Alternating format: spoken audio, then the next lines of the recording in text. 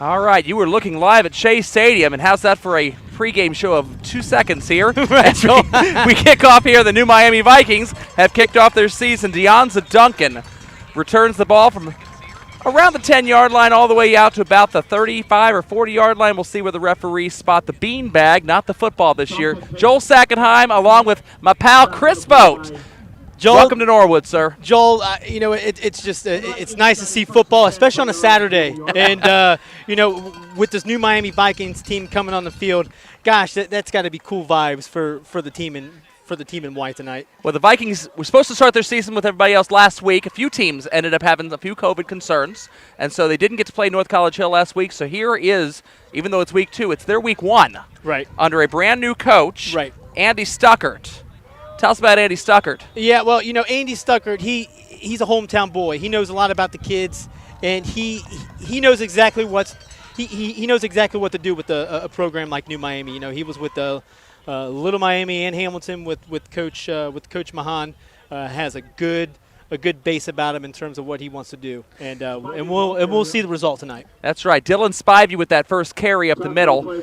Already Robinette, the quarterback, Trey Robinette, in the shotgun formation. We didn't see quite as much of that last year. Correct me if I'm wrong, under Coach Hubbard. Right, and you're correct. A little bit of a more full house backfield. Spivey with some room here, and he's going to get quite a bit into the Purcell Marion secondary before he finally hits Artemis Sarter. Sarter's going to get credit for the tackle, but really Spivey hit him and drug him to the ground with him. Yeah, Spivey just found a lane there. Good job by New Miami's offensive line to create something for him. So we're here at Shea Stadium. We're here in the Waterworks District, snuggled in between the Norwood Lateral and the old Marietta and Cincinnati Railroad tracks. It's This is a great setting for high school football. I love it. Purcell Marion's playing 4 games in a row here in the stadium, 3 of them home games, and then they have a road game at Norwood. As Robinette tucks on a zone read, he's got a lot of room, but there is going to be a flag thrown at the end of the play. We're probably going to see that come back, Joel. I mean, it has writing on the wall there, if you ask me. The good thing about this penalty being about 17 yards down the field is it's going to set up New Miami with about a 1st and 3 when this is all marked off here. 1st and 3 is a pretty favorable down and distance if you're Coach Stuckert. Yeah, we'll see if New Miami will be able to kind of adjust with that. Early going, so first time jitters coming out. Purcell's got a game under their belt, and New Miami, I mean, they're starting fresh right now. They do. The ever elusive 1st and 2. Look at where all the gentlemen are standing. You can see it on the screen here. The play gets marked from the spot of the foul, not from the line of scrimmage. So you don't mark 10 yards back from the original 1st and 10. You mark it from 8 yards down past the first down marker, which is why it's now going to be 1st and 2 for the New Miami Vikings. Purcell Marion, as you mentioned, played last week. They lost to Roger Bacon, their crosstown old GCL rivals, who joined the Miami Valley Conference Scarlet Division with them last year. They're going to be full-fledged members next year. Referees here, I think, have this wrong. They're actually marching the chains for a 1st and 10. And this is incorrect, but I guess no one's going to bother to worry about it. And so it's going to be a shotgun formation, 1st and 10 for the Vikings. Trey Robinette dropping back. He's looking deep for Duncan. Deonza Duncan, actually it's going to be tipped and incomplete. 2 quarterbacks, Irvin Hodrick and Daniel Foy, foil that play for the New Miami Vikings. Yeah, that's a typical New Miami Vikings play right there. You got Trey Robinette looking for his boy Deonza Duncan. If that ball had a little more air under it, I could see Deonza getting that. But you know what? Hey, at least it hit the ground. Incomplete. Interesting thing there on that play, Jaden Strong was running a bit of a wheel route, and that ball was thrown a little behind Duncan. It might have actually even been intended for Strong. I don't know which one Robinette, I guess in film study he'd be explaining to Stuckert exactly which one that was intended for. Right. Spivey in the backfield, and he's going to get the carry. And the tackle is going to be made by the lineman Jack Mumper of the Cavaliers. I mean, that's the first time you see Purcell kind of man their ground with the New Miami Vikings offense going at him at the moment. This is going to be a really interesting matchup today, Chris. And you and I were talking off air before we went on tonight. I don't know what to expect here. Right. Well, go ahead. Yeah, well, I was going to say the same thing. I mean, the same offense from New Miami, however, new coach. So I think things are going to be tweaked a little bit with Stuckert coming in from Hubbard's departure. Robinette, he's got Duncan on the post. He look at the other side. He's going to scramble a little bit. He coughs up the football. It's going to be pounced upon by the big number 77, Ethan Turner of Purcell Marion. So that's going to snuff out what otherwise looked like a promising first drive for the New Miami Vikings. Yeah, unfortunate. I mean, it coming down to the textbook stuff, Joel. Tuck it. 2 hands on the ball. You're going inside of a huge pile. Tuck the ball.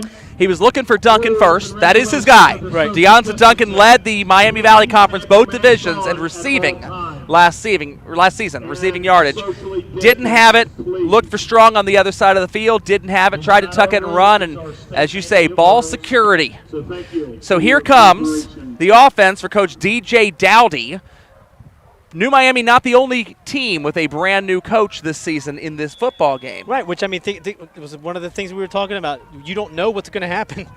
DJ Dowdy this is his second game ever as a head coach. He is and has been the athletic director. Handoff to Purcell Marion's running back. That looks like it's Jesse Jenkins there for the Cavs.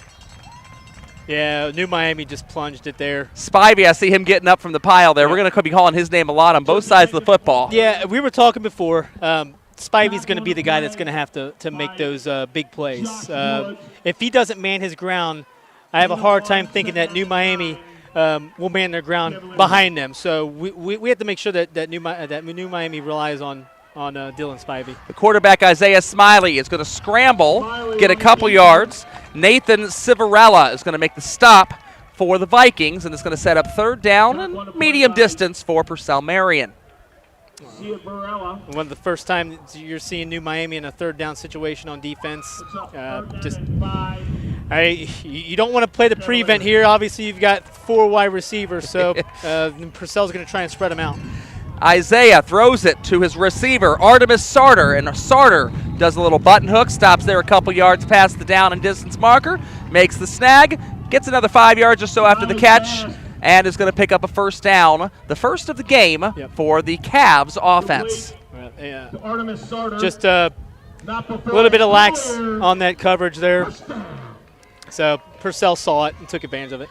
Late substitution coming out as Daniel Foy runs off the field. Quick snap to Isaiah Smiley, who's designed quarterback power. He's got a few yards, but there is a flag on the play and a second flag, which is probably going to be a sideline warning on Purcell Marion. You're probably going to have both of these going against the Cavaliers on this play, one of which is going to be enforceable by yardage. The other one's going to be a sideline warning. We'll see what the referee's side judge is chalking with the referee right now. Let's see what the call here is, Joel. Everybody's going to have to give me a little bit of a slack here. I'm manning camera duty and referee color. says holding on Purcell Marion. And then he also says personal foul on New Miami. Yeah. Sorry, he points the other way then, says Purcell. So we'll see here if they, at most other levels, college and NFL, you only enforce one of these fouls. I would think that New Miami, if they got to choose, would choose the personal foul and have the down count as well as the 15 yards. So we'll see how they mark this off and what down and distance we're going to have Purcell Marion in, but this is going to be a very, very long way from home for the Cavalier offense. Purcell Marion's coach the last few years has been Dave Worth. Anybody in Butler County that knows a little bit about Baden football knows Dave Worth. Virtually every Baden passing record was set during his era.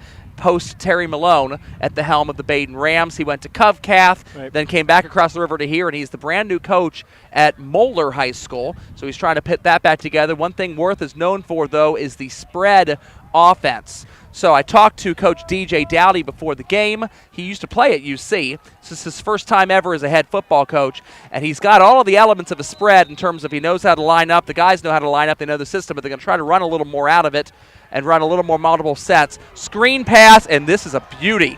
Pass is to Elijah Gay, and he's got a lot of yardage for the Cavaliers. Just a perfectly designed play. I don't think New Miami was ready for a screen pass. In fact, I didn't even think about that screen pass coming. Usually you don't see a screen pass until like the third quarter. What a beautiful safe call on 1st and 21 there. Yeah, I completely agree with that. Not going to lose a whole lot of yardage, hopefully, they're hoping. And now it's 2nd and 7, and all of a sudden those double penalties aren't going to affect them on this drive quite so much. 5 wide receiver set, as you can see on your screen here. It's kind of nice call television a little bit, Chris. Right.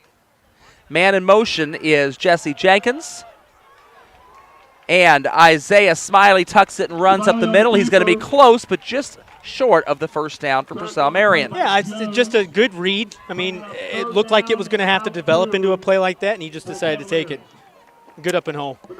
All right, so 5 wide receiver set again here. They need 2 yards.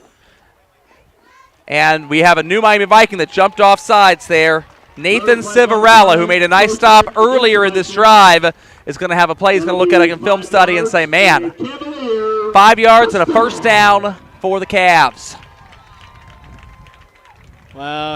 You know, the first game jitters, I mean, we'll give you that. But it's going to happen. You got to watch the ball, though. That's right. That's right. You're on the defensive line.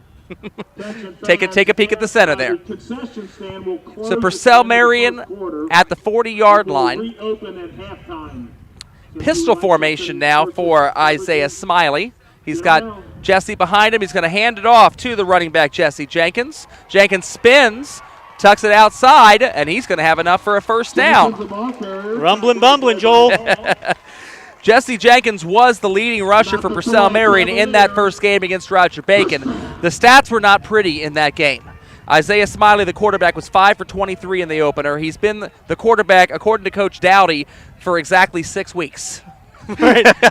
Quarterback of last year's team was Zach Hoover. He's still on the roster, but I'm guessing a little bit of running ability out of the quarterback was something that Coach Dowdy was looking for, right, as opposed to Worth. Ball over the head of Isaiah Isaiah Smiley. I'm going to do that all night long, I have a feeling. And Smiley gets fallen down upon, and he's still down on the ground. Did you see who got him there? Yeah, Joel, I saw Blake Hart. He came in barreling. I don't know if it was warranted, but, you know, the ball was on the ground. Blake Hart saw the opportunity to pounce on it, and he landed on him pretty good there. And Purcell Marion is taking a timeout.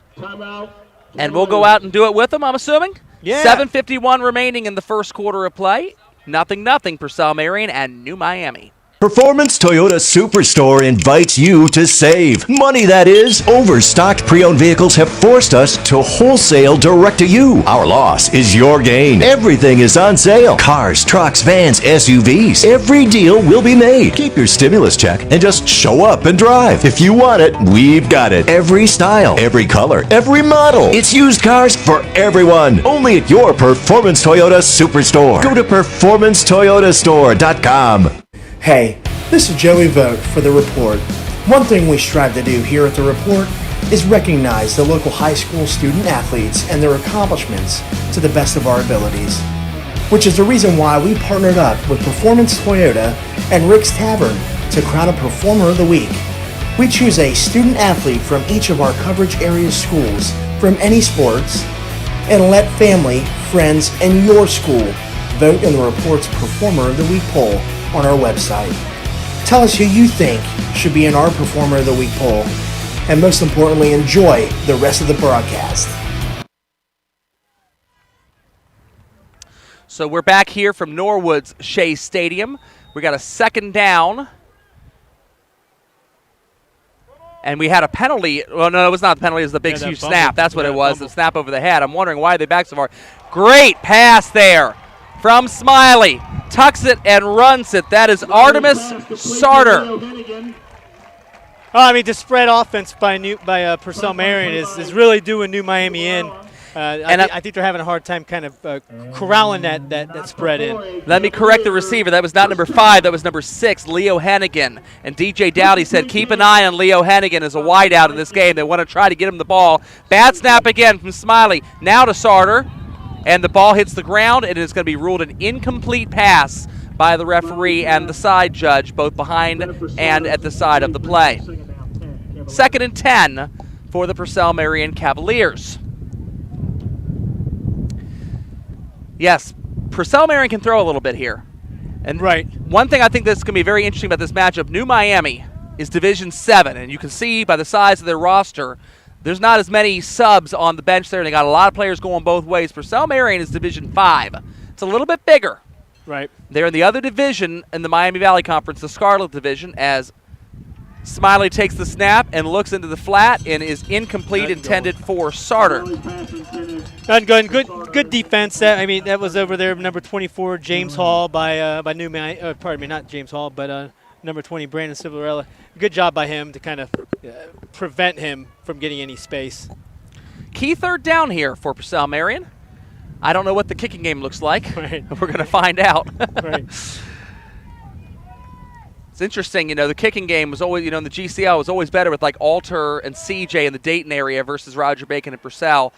Throw toward the end zone, and there's a little bit of contact there. That was Deonta Duncan over there. But Duncan was able to make the pass incomplete. It was intended for Jeremiah Jackson in the end zone. It's going to be fourth down and decision time for Coach DJ Dowdy. Purcell Marion was shut out last week against Roger Bacon, so they are looking for their first points on the season. Going back to that pass, Joel, Deonta Duncan was manning his ground. I think that was a good no call.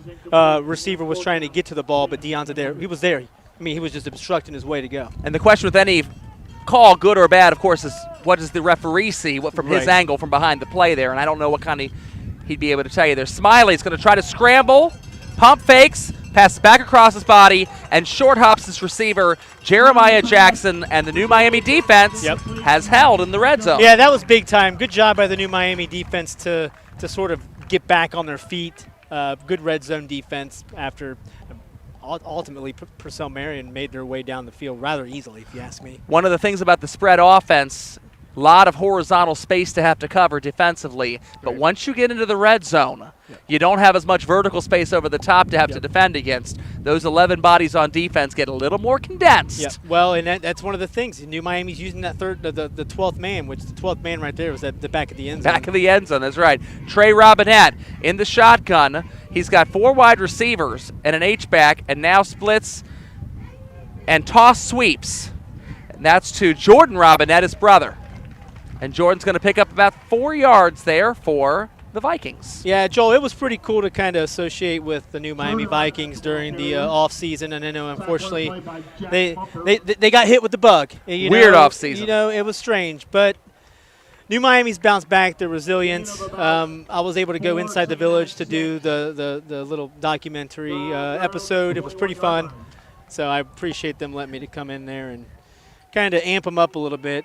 Well, this is the type of roster that the Village has been waiting, 50, 60 years to have, right? Right, absolutely. A lot of stars aligning as Trey Robinette on a quarterback run, designed quarterback run. He's not going to pick up anything there. Purcell Marion's able to snuff that out pretty well, and it's going to be 3rd down and 6 for the New Miami Vikings. Yeah, Purcell Marion just sniffed it out. They held their ground. I think Trey Robinette was looking to maybe pitch it, but saw an opportunity to kind of squeak through a hole, but closed up rather quickly. Yeah. New Miami, for those of you that are Purcell Marion fans out there streaming this, New Miami was the #1 seed last year in Division 7, Region 28. They had an undefeated season until they met up with the New Bremen Cardinals in the playoffs. But a great year nonetheless for New Miami, and they hope to build on that this year. New Miami, when they met New Bremen. Long throw. Incomplete, intended for Deonta Duncan. Go ahead there, Chris. When they met New Bremen, I think it was almost like a starstruck situation. Absolutely. With New Miami playing the competition that they do play, New Bremen playing the competition that they do, I just felt two teams were on just a different playing field. And I think New Miami really, if you're a program like New Miami, these kids want to take in that experience and learn from it. Say, gosh, that's a sound team.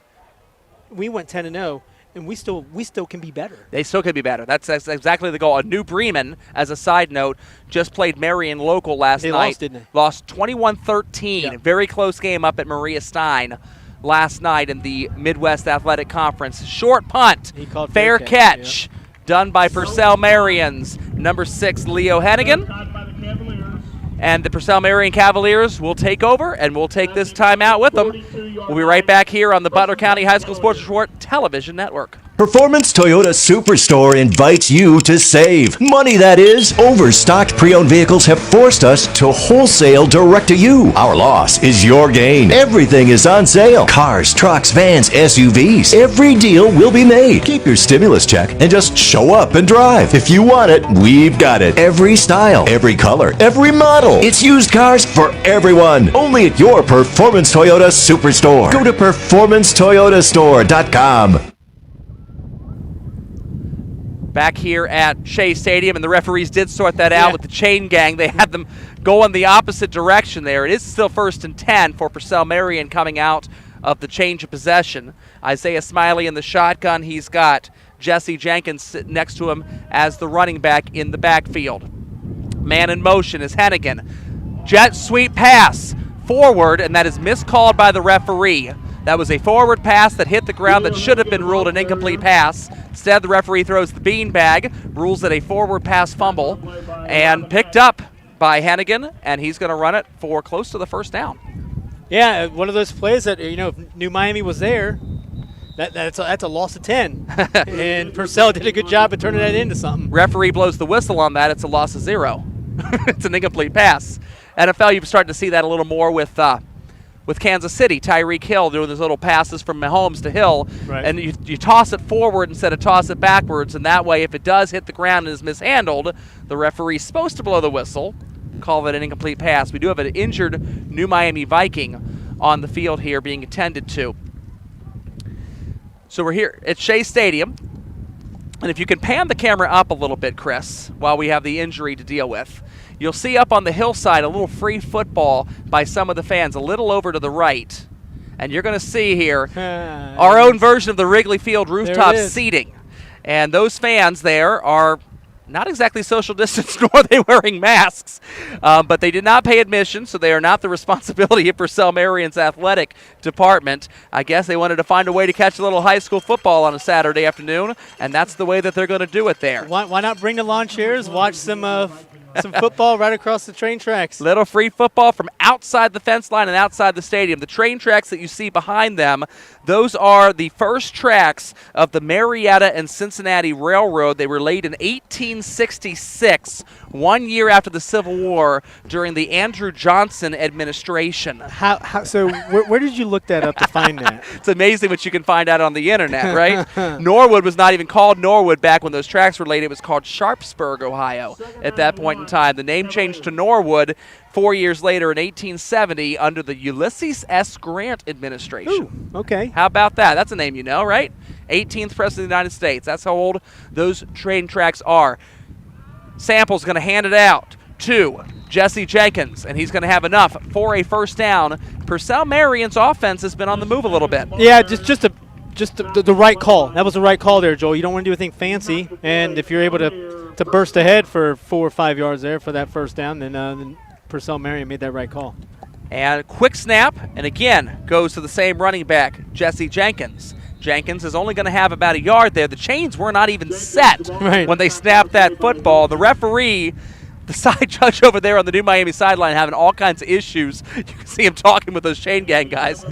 quick draw McGraw, Joel. First game for those guys, too. Purcell Marion was on the road down in St. Bernard playing against Roger Bacon for that road game against Corey Kiner and company last week. 4 wide receiver set. Isaiah Smiley dropping back to throw, looks out into the flat, and he hits Xavier Hoover, and Xavier Hoover gets jacked up. Yeah. Is that Deonta Duncan over there? It might have been Duncan over there on the hit. Boy, the kid, I'm telling you what, the kid is 165 pounds, 5'8", but boy, he's got some tenacity. The dude packs a punch. He'll lay a lick. Third down. Purcell Marion would have loved to get a little more yardage off of that. Deonta Duncan says, no, sir. Hitherto and no further. Smiley, quick hitch, and the ball is dropped. And that would be Jeremiah Jackson, the wide receiver. He was wide open, and he had room behind the sticks to at least catch it, go down. And I think he heard a little footsteps there. Maybe Deonta Duncan's hit on the play before. Well, and you know what? I'm always a culprit of just, catch the ball first and go, but it's easier said than done, so. It's hard when you hear those footsteps coming. You're trying to turn. He had enough for the first down. All he had to do was just secure the catch. But fourth down and no field goal opportunity here for Purcell. Screen, and that is snuffed out by the Vikings. The screen pass went to number 27, Elijah Gay, and Nathan Civarella, talking about making up for your jumping off sides earlier in the game, snuffs out that screen pass, and that ends the drive for Purcell Marion. Yeah, New Miami's going to take over with, honestly, the best defensive stand that they've had, all considered that Purcell Marion started in New Miami territory. That's right. That's correct. So good field position for Purcell. They get nothing out of it. New Miami will have the ball 1st and 10 at their own 30-yard line. Little substitution issue here with New Miami, but I think they've got 11 on the field now. Well, we'll find out at the Jerry rest of Helton, the late comer for the Vikings. Helton and Deonza Duncan, both at the bottom of your screen there, slotted out wide. Robinette hands the ball off to Spivey, looking for some room. Pounds through Kylan Macklin, who does make the tackle for the Cavaliers. If you're going to look at New Miami's program, there's a lot more on the sidelines than what they had last year.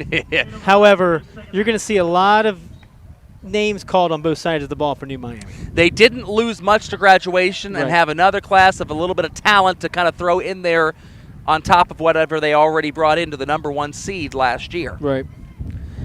Shotgun formation for Trey Robinette. We've not seen a lot of under center snaps for either team in this football game so far in the first quarter. We're down to 3.5 left in the first, and handoff again to Spivey. He's got some running room here.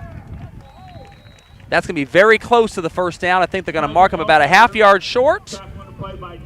It just didn't seem like Purcell Marion had anybody on that right side, and Spivey saw it and said, I'm going there. Give props to the left side of New Miami's line there. They sealed off the edge. Vince Lombardi would be proud of that, right? The old power, and you seal off a gap here and leave a lane for your running back to try to run to daylight. 3rd and about a half of a yard for New Miami. We'll see if they go under center here or if they'll stay spread. Robinette is indeed under center. He's got Spivey behind him. Look for a QB sneak or a fullback dive. He's looking for a hard count first. And we have a whistle blowing and a timeout, New Miami. We'll take it with them. Don't forget. It is still 0-0. Toyota Superstore invites you to save. Money, that is. Overstocked pre-owned vehicles have forced us to wholesale direct to you. Our loss is your gain. Everything is on sale. Cars, trucks, vans, SUVs. Every deal will be made. Keep your stimulus check and just show up and drive. If you want it, we've got it. Every style, every color, every model. It's used cars for everyone. Only at your Performance Toyota Superstore. Go to performancetoyotastore.com. We thank you for listening to a live broadcast on the Butler County High School Sports Report's YouTube channel. We encourage you to check out our website at www.bchssreport.com for all your local prep sports, results, stories, and student-athlete features. Enjoy the rest of the game. And we're back here at Shea Stadium in Norwood. 0-0 the score, first quarter between the Purcell Marion Cavaliers, the New Miami Vikings. Interdivisional game in the Miami Valley Conference.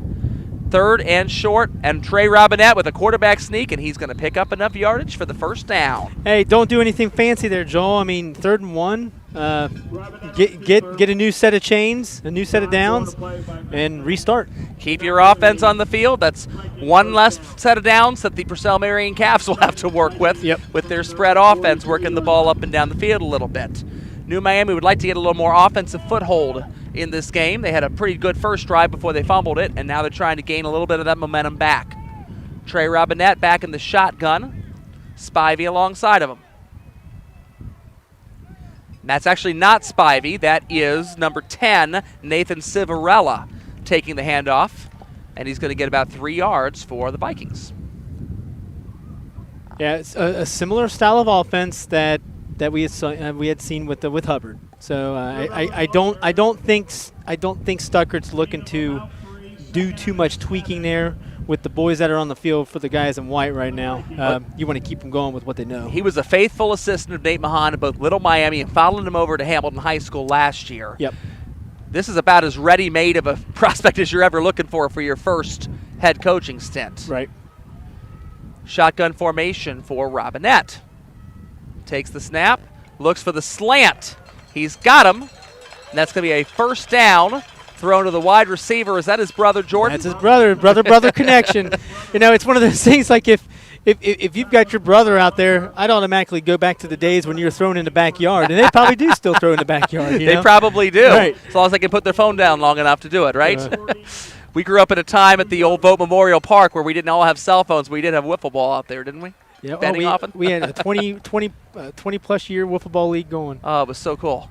Snap, handoff, fake handoff. It's kept by Trey Robinette, and he could have had a lot more yardage there. Pretty good play by Purcell Marion's Artemis Sarter to down Robinette in open field and keep him from getting the first down. There's 2nd and 6 for the Vikings. You don't really have to do a lot here if you've got 2nd down and 6. So New Miami can possibly set something up. A lot of play calls you can do from this spot on the field. This is right. where Edgewood last night called the halfback pass that ended up winning the football game. Is at the 38-yard line. How was that, man? That Great football game. Great. Well, I'm sure we'll talk about that at halftime when we have a little time to kill. Down below a minute left to go. Robinette takes the snap, looks for the handoff, and that is Spivey. And Spivey is going to pummel forward for 3 yards in the clump of field turf. Yep. Well, that's 3 yards there, Joel? Whenever you're getting 3-4 yards on a run, you're a happy camper if you're a coach. John Fox of the Panthers used to call this staying on schedule. Right. If you are a running-based team like his 03 Super Bowl team with Jake DeLome as your quarterback, if you can get 3 yards, 3 more yards, 4 more yards, just stay on schedule, you're going to have a bunch of third and manageables. And it looks like that is going to be the last play of the first quarter as the clock ticks down. No need to take another snap. They're going to switch sides of the field here and have the New Miami Vikings starting to head eastward for the second quarter of play. At the end of the first, it's New Miami nothing, Purcell Marion nothing on the Butler County High School Sports Report Television Network. Performance Toyota Superstore invites you to save. Money, that is. Overstocked pre-owned vehicles have forced us to wholesale direct to you. Our loss is your gain. Everything is on sale. Cars, trucks, vans, SUVs. Every deal will be made. Keep your stimulus check and just show up and drive. If you want it, we've got it. Every style, every color, every model. It's used cars for everyone. Only at your Performance Toyota Superstore. Go to performancetoyotastore.com. Hey, this is Joey Vogt for The Report. One thing we strive to do here at The Report is recognize the local high school student athletes and their accomplishments to the best of our abilities, which is the reason why we partnered up with Performance Toyota and Rick's Tavern to crown a Performer of the Week. We choose a student athlete from each of our coverage area schools from any sports and let family, friends, and your school vote in the Report's Performer of the Week poll on our website. Tell us who you think should be in our Performer of the Week poll, and most importantly, enjoy the rest of the broadcast.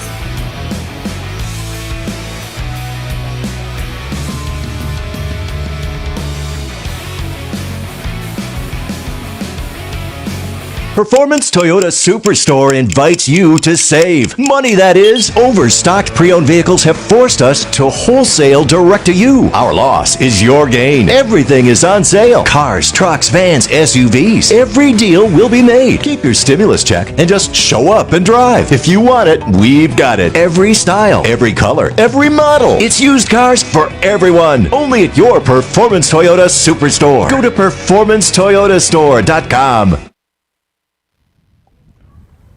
And we welcome you back for the start of the second quarter here in Norwood. New Miami and Purcell Marion both moving the ball a little bit on offense, but playing each other, bogging down in the red zone to a standstill. Trey Robinette takes the snap, design quarterback run, straight up the middle, and he's inside the 30-yard line, actually inside the 25 for New Miami. Yeah, I mean, just nothing special there, you know. Just hoping to trust your offensive line to keep those blockers in front of them, and then find a hole and burst of speed for 8 yards. The old saying, a hat on a hat. Shotgun formation for Robinette. He's got another design quarterback run up the middle. Then maybe they've seen something in the Purcell Marion defense they wish to exploit for the remainder of this drive. Pick up about 4, maybe 3 for New Miami. 2nd down and 7 for the Vikings. Purcell Marion definitely in a closer game. Last week they had to deal with Corey Kiner. Have you seen Corey Kiner play? Not in. Well, I've been sending those when Roger Bacon plays Baden. Unfortunately, I haven't. They been won't able get to catch do that them. this year. Right. In the past. That's one of the games that got dropped because Right. of the COVID schedule. Spivey fumbles, and But Johnny on the spot for New Miami is number 14, Donovan Howard, saving that drive temporarily for the Vikings. It's going to be 3rd down and 1. few nervous moments there for New Miami. Got to have a little ball security as you're bringing it down the stretch here. Clock is stopped. Don't know why. We'll see if the referees notice it. I don't think any of them have caught it yet either. So we're holding still at 11-10 there. They stopped it to spot the ball, but it's not the first down. And now it's running again.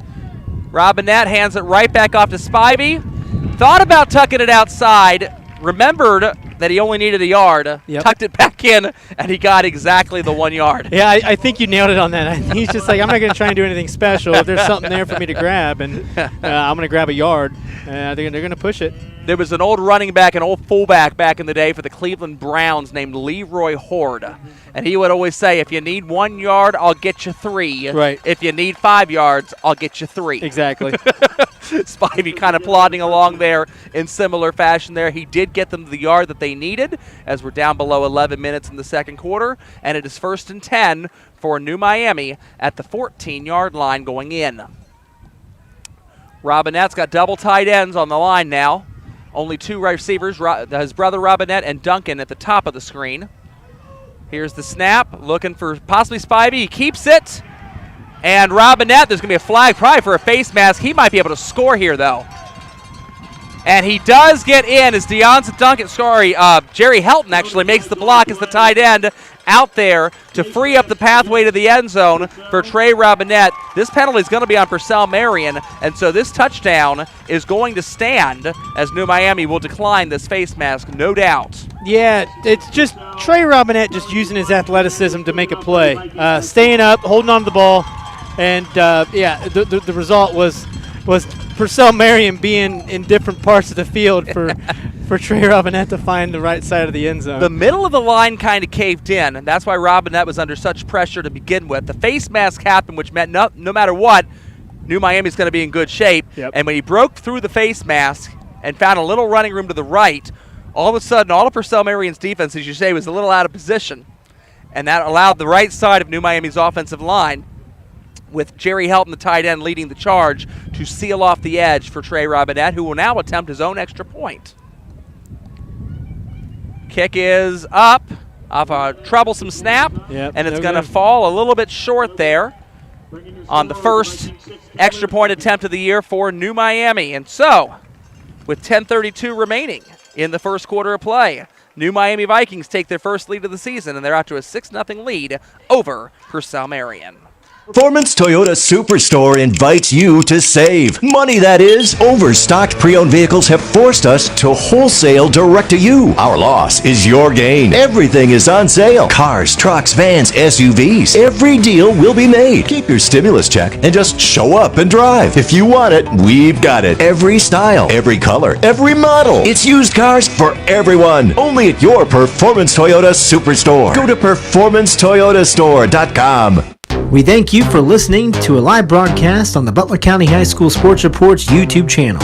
We encourage you to check out our website at www.bchssreport.com for all your local prep sports, results, stories, and student-athlete features. Enjoy the rest of the game.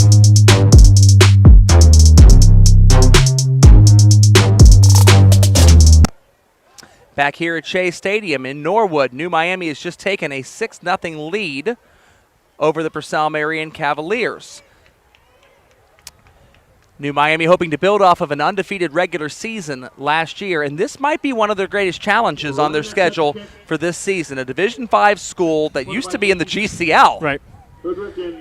Yeah, I was thinking the same thing, Joel. And I think Purcell Marion plays a little bit of a better schedule. Well, they certainly do, the Scarlet Division. Right, and I'll say even in the past. So Purcell understands who they've played in the past. And when I say in the past, I'm talking about the GCL. That's right. Well, some of these guys were sophomores that are now seniors that were playing against teams like Alter and Chaminade, Julian and Carroll and Fenwick and some of those guys from the GCL. So similar to New Bremen, except Purcell Marion is not at New Bremen's level necessarily, but schedule-wise, Purcell Marion has played in their past some schools of those caliber. And they're not going to be afraid of New Miami being a Division VII school, but this is a very good game to schedule. That kickoff went out of bounds, and so the ball is going to start at the 40-yard line for the Cavalier offense. As far as New Miami in the the Miami Valley Conference they play in, Right. I don't know that they're going to have a true conference champion in this conference this year. They've got 5 teams in the Scarlet Division. So those 5 in the Scarlet, Roger Bacon, Norwood, Summit Country Day, CHCA, and these Purcell Marion Cavaliers, they could play a round robin. Right. They could make that work. But in the Gray Division, you got 8 teams. So you cannot possibly play a round robin in only 6 games with 8 teams. And then with New Miami coming across to play Purcell Marion, this wouldn't even really, I guess it would be a conference game technically, but it really wouldn't be in that Gray Division. Right. It would almost be like, I guess to use a GCL parallel, be like Alter scheduling a game with St. Xavier, which really wouldn't count as a conference game, even though they're all GCL. Well, at that point, they're just saying we just want to play games. Well, that's correct. So you're not going to really have a Gray Division, maybe true champion, as you would traditionally maybe determine it through a normal regular season this year. But I think New Miami gets the better end of that deal. If you don't get to play a true round robin, but you do get to line up against a Division V school with the GCL experience of Purcell Marion, that's going to tough them up for the playoffs, because those teams that we talked about earlier, like New Bremen and Marion Local, those are guys New Miami may get their crack at sometime during playoff opportunity. Quarterback Isaiah Smiley is in the pistol formation, hands the ball off to Jesse Jenkins. Good sound pursuit defense, to staying in their lanes and reading their assignments, textbook. Yeah, not a lot there. It's going to be 2nd down and 10. Been noticing the referees even more than normal this year rounding yardage off. Not a whole lot of half-yard gains. They're really marking it at the nearest yard marker. And actually, that's going to be a loss of 1. I want to bounce back to the yard marker. That little orange item on the field, the referees place that there so that the actual ball does not get into the hands of a referee. This hole got snuffed early, and the sack is going to be Jose Chavaria for New Miami. It's going to be the first one, number 3 there on the spot. There were several other Vikings trying to get maybe a half a sack stat in that. Looking at what Purcell Marion's been doing the last 2 possessions, New Miami's been able to sniff out their game plan. Purcell Marion's first 2 drives seem promising. New Miami is bouncing back on the defensive end. Offensive line kind of struggling a little bit as New Miami's defense digging in. And here comes again the shotgun formation, trips receivers to the left, and the pass is thrown. Wow. Intended for Leo Hannigan. He couldn't quite get it. Deonza Duncan was playing pass coverage. He also couldn't quite get it. I almost saw a pick 6 there, Joel. I think Deonza certainly did. Yeah, his eyes saw money signs. Those eyes got really, really big. Mike Singletary size probably in his eyes there. I don't think either one was going to actually catch that ball, though. It was a little bit overthrown for both of them. Right. Well, this brings up a 4th down. 9-12 to go. New Miami's sitting in pretty doggone good position here. That's right. And with the way that the game went last week for Purcell Marion, and to Corey Kiner, they gave up last week 238 yards and 3 touchdowns to Roger Bacon's stud running back.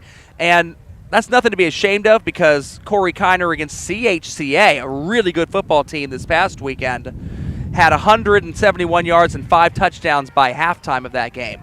Ball punted and goes out of bounds by Leo Hennigan. And where are they going to mark this football? We're walking backwards a little bit. It looks like they're going to just estimate the 35 and say close enough. So 9:06 remaining. And we're going to go to commercial break with New Miami up 6-0 over Purcell. Toyota Superstore invites you to save. Money, that is. Overstocked pre-owned vehicles have forced us to wholesale direct to you. Our loss is your gain. Everything is on sale. Cars, trucks, vans, SUVs. Every deal will be made. Keep your stimulus check and just show up and drive. If you want it, we've got it. Every style, every color, And we're back. 9:06 remaining in the second quarter of play. New Miami with the lead and the football. Good place to be early in the game still, as Robinette takes the snap and hands it to Spivey. Nothing going. Wonderful Joel. tackle Nothing there going. by Boom. Purcell Marion, number 53, Stoney McKinney. and he stones him in the backfield and then holds on to Spivey's right leg. He wasn't going anywhere. Waits for help to come. That's a nice, good, solid wrap-up tackle there, and Spivey loses a yard on the carry.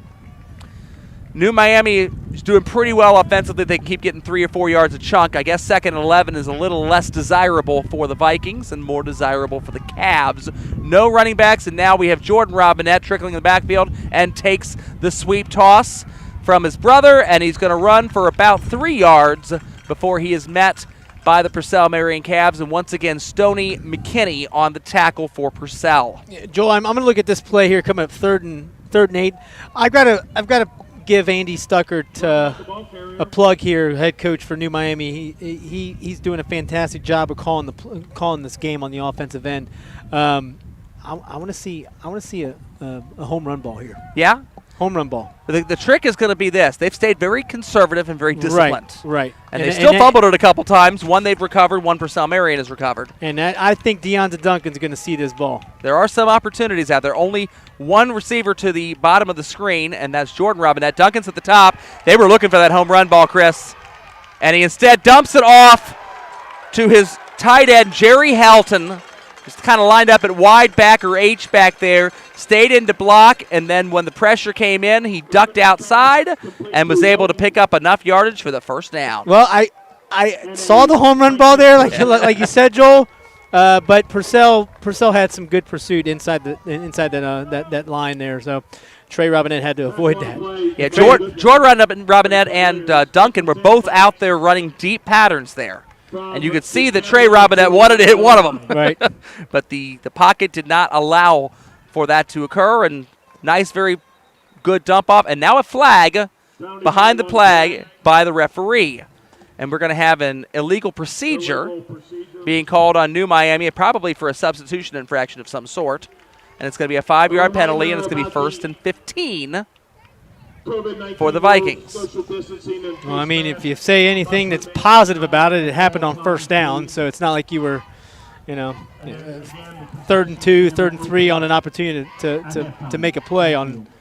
The poor yard marker guy finally got it right. Purcell Marion's chain crew, this is their first home game of the season here at Shea Stadium. They marked that as a 7-yard penalty and had to go back 2 more yards. Here comes the snap looking for Robinette. He's got 4 receivers in the pattern, and he runs it straight up the middle, following his blockers. Gets a nice block there from Jerry Helton, as well as another one from Nathan Civarella. And he runs out of bounds, picks up all of the penalty yardage and a little more to make it 2nd and manageable for the Vikings. Trey Robinette again, promising, trusting his offensive line to do what they're supposed to do. And that's that. That was the design quarterback power there. Running behind his line and using those wide receivers kind of to duck downfield a little bit, spread out the defense. We're going to have 2nd down and 6 for the New Miami Vikings.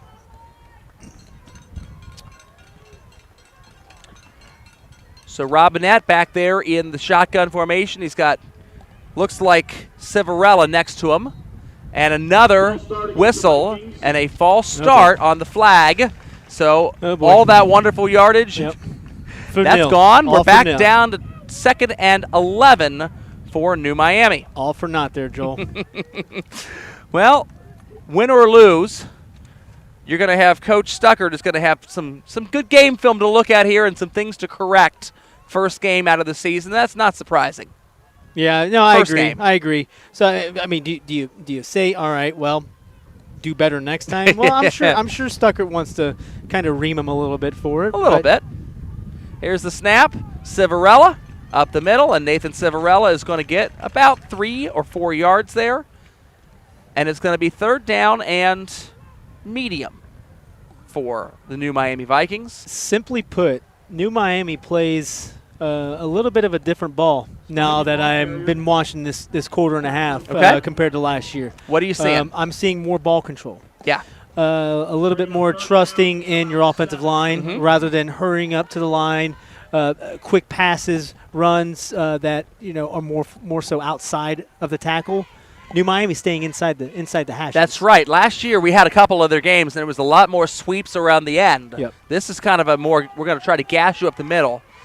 With Spivey, and actually this is Civarella now, Jordan Robinette sweeps around him. Trey Robinette has got man coverage to Deonza Duncan. Incomplete pass. And on the coverage there was Jaden Childress. Ball falls harmlessly to the turf, incomplete. You got a 4th down and 6. Maybe 4th and 7. Do you punt the ball here, Chris? You're across midfield, but you can really pin them back. You know what? Gosh, New Miami's defense has been stepping it up pretty well the last couple of possessions with them on the field. So I'd say punt it. Do you think you can get 26 yards net off a punt? If yes, I agree with you, punt it. If not, I line up for an intentionally missed field goal. Are you familiar with this? Yeah, the ball goes on the 20-yard line. 20-yard line, yeah. Dick Ballard used to practice that with Ross all the time. I wouldn't be surprised if Trey Robinette punts this. Nope. Flag. It's going to make it more likely to punt. Yeah. Delay a game. New Miami. It's going to push that back to 4th down and 12 now. Yeah, high school rule. As far as I know, I've not seen a coach try this, although Ballard swears by this. Any field goal that is attempted that is no good and not returned goes to the 20-yard line of the other team. He used to line his guys up in practice, and they would practice missing 90-yard field goals wide out of bounds to the sideline to give the other team the ball all the way back at the 20-yard line. Sounds like something Bill Belichick would do. You know, it's a rule that really needs to be looked at if it hasn't been changed yet, but that's what I would be looking at here. It looks like they're going to go for it, though. Robinette steps up in the pocket. He's got a man, his brother, Jordan Robinette, and he's going to pick up a 1st down. You believe that? Leo Hennigan on coverage, but he gave him a little too much of a cushion, not wanting to get beat over the top, and he gives up the 1st down to New Miami. Yeah, Jordan just kind of settled in there, in a more of a zone defense by Purcell, and Trey was able to zip it in there. A decent pass. I think there was somebody that was there who might have been able to tip it if the hand was up, but it got through there. And it definitely looked like zone coverage there. I agree with you. That's kind of surprising for Purcell Marion there. They had a 4th and 12 and could not get off the field. And they would have had the ball around midfield, too. Frustrating for the Cavs. 1st down for the Vikings. Trey Robinette, quarterback power. 3 more yards for the Vikings as we're down below 5 minutes in the second quarter. Yeah, I was going to mention the clock here. New Miami's smart. I don't think you pass here. I think you continue to just churn it, get down the clock as much as you can, and see what you can do. Well, obviously, Madden clock management is different than high school football, which is different than Tecmo. Very good point. Tecmo is a very interesting form of clock management, right? Robinette back in the shotgun, hands the ball off to Civarella. Civarella goes forward for about 3 yards there, and that was not a flag. It was a beanbag and a bird both flying through your picture there. Wow. And so it's going to be 3rd down and 3. Chris, to wrap up what you said earlier, for those of you New Miami fans for your first game of the year watching this, the centers are handling the ball. The referees are not touching a single football this year in the state of Ohio. It's different in Indiana. In Indiana, they're handling it normally, but you'll see the center, who in this case, number 58, Tug Jones for the Vikings, is handling the ball back to the huddle and then back up to the line of scrimmage to be able to snap it in the shotgun. Man in motion is Emmerich Moffitt. Trey Robinette's going to go ahead and run it. Runs it forward for about a yard. All right. And we're going to have 4th down and 2, a little crunch time here. Uh-oh, we have a flag. A little extracurricular activity there in the pile. I saw a Purcell Marion player throwing his hands up, so I'm not too sure what that's all about. Let me put it to you this way, Chris. Whichever team this is on, this is a horrible lack of discipline that the coach is not going to be happy with. We have unsportsmanlike conduct on Purcell Marion. And so instead of 4th and 2, 1st down. You're going to get half the distance to the goal down to the 14-yard line. And 1st down and 10 from the 14. That is killer. Oh, that's huge. Oh, it's killer good if you're New Miami. Killer bad. On the Purcell Marion side, like you said, I think coaches on the red sideline are rather peeved. This is definitely, and either team that would have done that, had it been New Miami that would have done such a thing, they would have gone from 4th and 2 to 4th and 17. Either way, on a down and distance that critical, you cannot afford to have the extracurricular mistake there. 1st down at the 14-yard line, maybe the 13, for New Miami. Trips receivers to the bottom of the screen. Robinette takes the shotgun snap, looking to the end zone, goes ahead and tries to tuck it and run. Is met by Antoine Goodlow, the defensive end / linebacker for Purcell Marion. Coach DJ Dowdy was extremely high on him. Dowdy was the athletic director we mentioned before Coach Worth left, and as Purcell Marion did their coaching search, their principal was quoted as saying they knew very early on that the right man was already in the building. Yep. DJ Dowdy, the first African-American head coach in the history of Purcell Marion High School. And the boys already respected him. He was out there in the field before New Miami got here tonight, praying with the kids all around the center circle. Catholic school, obviously, and the boys definitely look up to him at Purcell Marion. Handoff to Spivey, and he's not going to have a whole lot of room there as a couple of Cavaliers merged together on the tackle there, and it looks like, once again, that was Stoney McKinney getting there first for Purcell Marion. Third down and long, Joel. Again, New Miami's offense, I'll say, may not be friendly in terms of being in the red zone like this. I think New Miami is definitely a big play scoring team. So good timeout by Stucker. Yeah, Stucker's going to want to go ahead and talk about this, and we'll go ahead and take the timeout with them with 1:46 left in the second. New Miami 6 and the Purcell Marion Cavs nothing. Toyota Superstore invites you to save. Money, that is. Overstocked pre-owned vehicles have forced us to wholesale direct to you. Our loss is your gain. Everything is on sale. Cars, trucks, vans, SUVs. Every deal will be made. Keep your stimulus check and just show up and drive. If you want it, we've got it. Every style, every color, every model. It's used cars for everyone. Only at your Performance Toyota Superstore. Go to performancetoyotastore.com.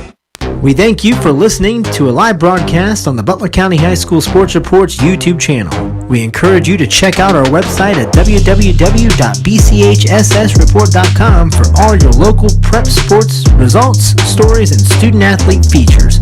Enjoy the rest of the game. Hey, this is Joey Vogt for The Report.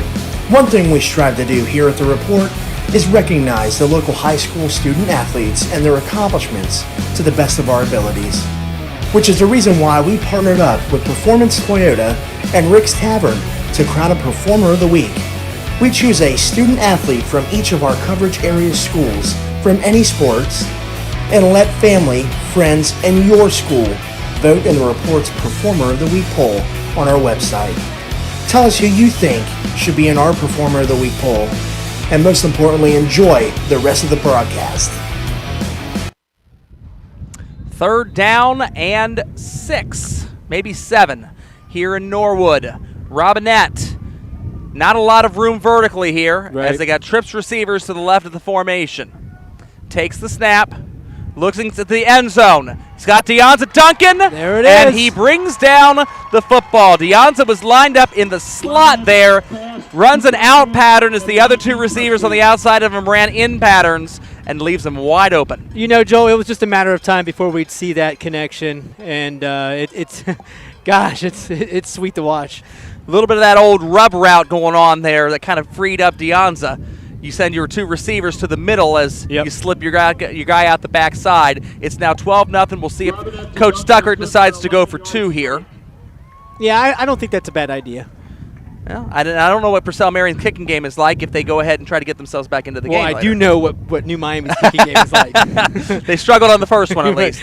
And yes, Robinette is lined up again with trips receivers and Spivey to the side of him.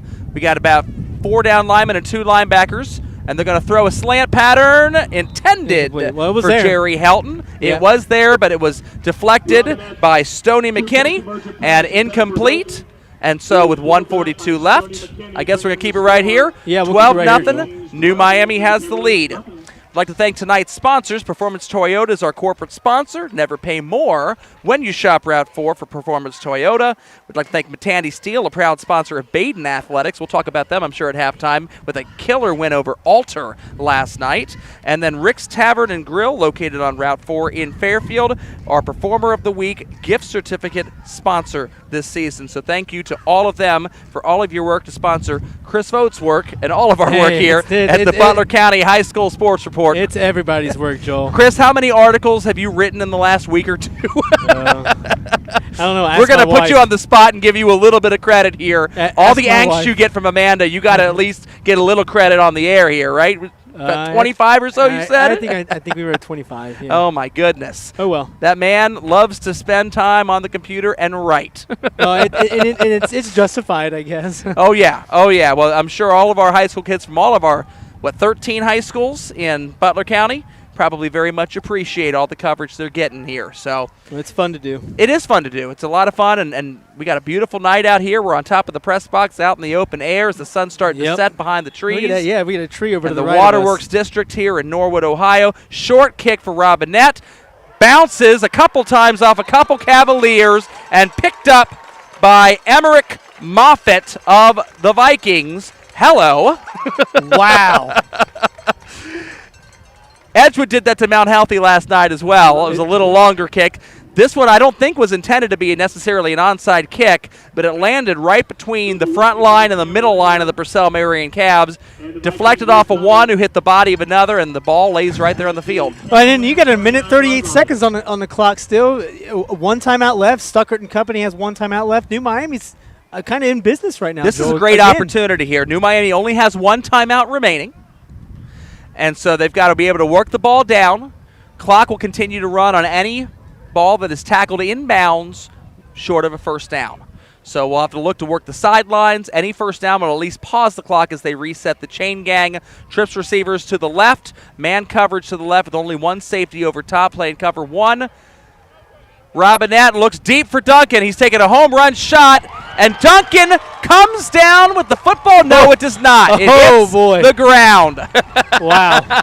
Oh, my goodness. Purcell Marion actually thought they intercepted that thing at the end of it, but the ball snuggled there between Duncan and Purcell Marion's Levi Smiley. Also, Leah Hennigan on the safety coverage over the top there in that play. Yeah, I thought that snuck in between the two Purcell Marion defenders right into the basket of a Deonta Duncan. I think to the dismay of Purcell Marion, I think the fans thought that he intercepted it. Both guys are kind of coming up there looking like, okay, what just happened there? And Duncan actually is a little shaken up there over there on the sideline. He's going to have the trainer take a look at him. Yep. So we're going to take a commercial break here while they tend to Duncan. 1:30 left. The New Miami Vikings with a 12-0 lead and across midfield. Hey, this is Joey Vogt for The Report. One thing we strive to do here at The Report is recognize the local high school student athletes and their accomplishments to the best of our abilities, which is the reason why we partnered up with Performance Toyota and Rick's Tavern to crown a Performer of the Week. We choose a student athlete from each of our coverage area schools from any sports and let family, friends, and your school vote in the Report's Performer of the Week poll on our website. Tell us who you think should be in our Performer of the Week poll, and most importantly, enjoy the rest of the broadcast.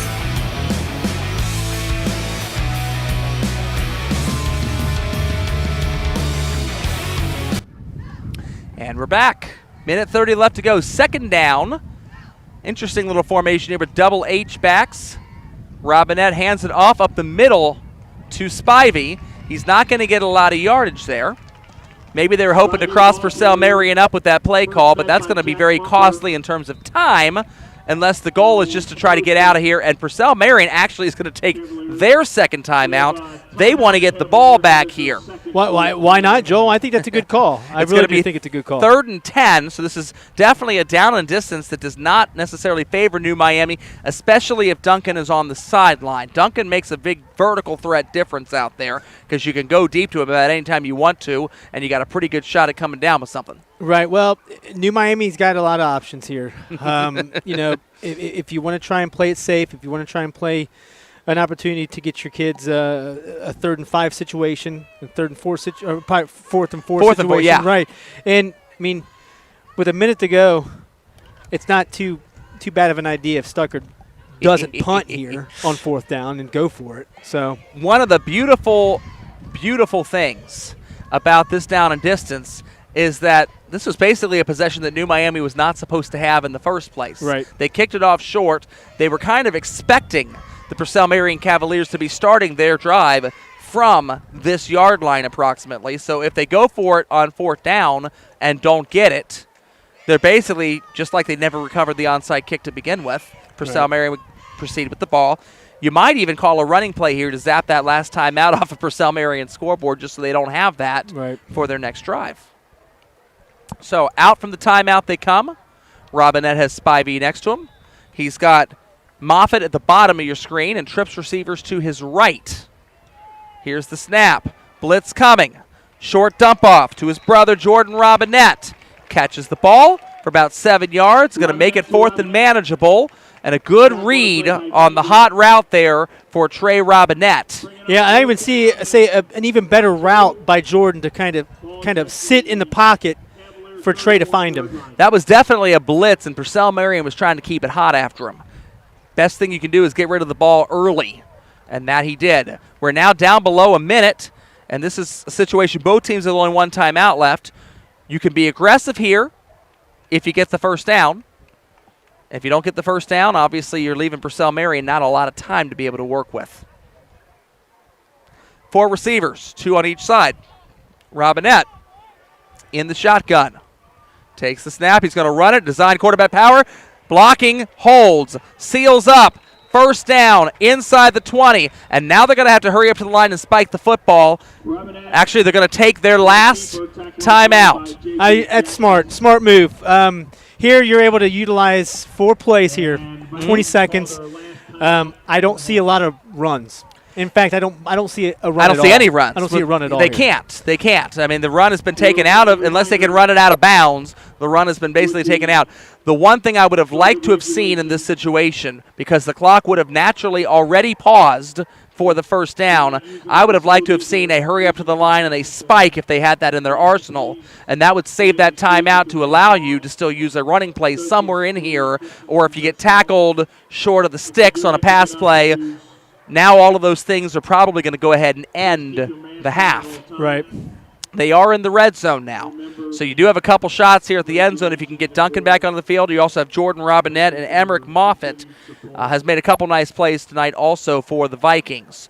So they'll discuss it, and they're coming out of their timeout now. They are at the 17-yard line for a first down and 10, but they're not going to be able to use all the downs they possibly have. They're down to 24.4 seconds left.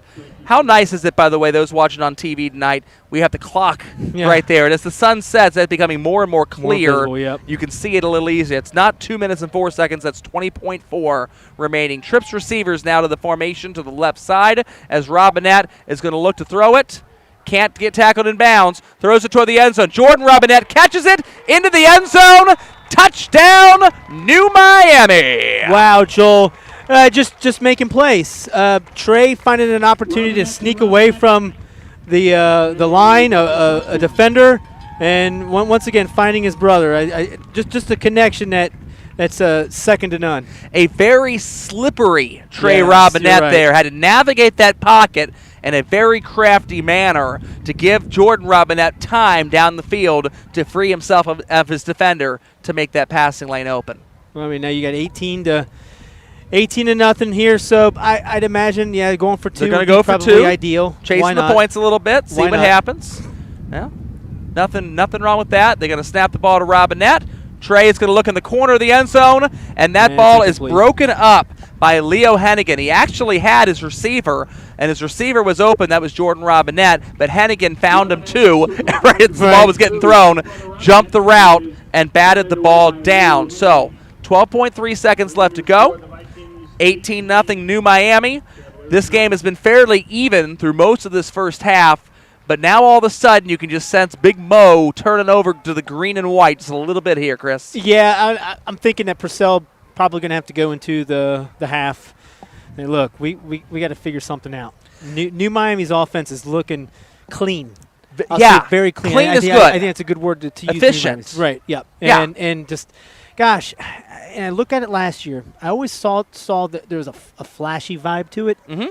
A flashy vibe can always be good, but then a flashy vibe can also be bad in terms of just not fundamentally playing the way you're supposed to be playing. So New Miami just looking completely different in terms of their offensive game. Similar style, I think execution-wise, crazy to say, but loads better. You know, we're both getting a little bit older now. It's hard to explain that. You're about, 37? I'm about 35, something like that. Yeah. It's like having ice cream for lunch every day. Now you get a little bit of bran thrown into the diet along with the ice cream. There it is. And all of a sudden, everything just works a little bit cleaner. A little bit. You can still have your ice cream to Deonta Duncan over the top. Right. But a little bit of just solid, wholesome. You got to eat your broccoli a little bit on offense too. There a little bit. I'll go ahead and agree with you on that. And meanwhile, I got people that know me out there saying Joel Sagenheim is out there advocating eating broccoli. Oh boy, that didn't end well there. Yeah, talking about the food pyramid, that tells you we're about ready to get into halftime here. 18-0 New Miami has the lead, as I don't know how aggressively Coach DJ Dowdy is going to try to take this here. They've got only 10.8 seconds left to work with here. Yeah, I think you're going to take it into the half. Yeah, they might be a good time to regroup and see what happens. I don't know if New Miami's got the playmaker to be able to get a pick six or a quick hit on a quarterback here. Looks like a lot of big guys coming out, and we'll see. It looks like now you got 3 receivers to the bottom. I think we got 12 men on the field here. It looks a lot of We red. have 12 men on the field here for Purcell Marion. Referees didn't catch it. Well, the kid didn't either. They had an extra receiver out there. They had 3 receivers to the bottom of the formation, 2 to the top of the formation, a quarterback and a running back. Well, I'd imagine he'd be open. That would be a quarterback and 6 eligible receivers on the play, as well as 5 linemen. Bold strategy. I like the formation for DJ Dowdy, and they got away with it. And now they're calling over a man to the sideline. Well, wait, trying to figure out. That's the quarterback coming over to the sideline. I wonder if Purcell was thinking, hey, maybe we can try and get away with that. And now another man comes over to the sideline. And Xavier Hoover ends up being off the field now. So now it looks like we have a legal formation with 11 bodies on the field for Purcell Marion. Ball is snapped. And Isaiah Smiley looks deep. It is going to be intercepted. That's a nice little fundamental interception by Emmerich Moffitt.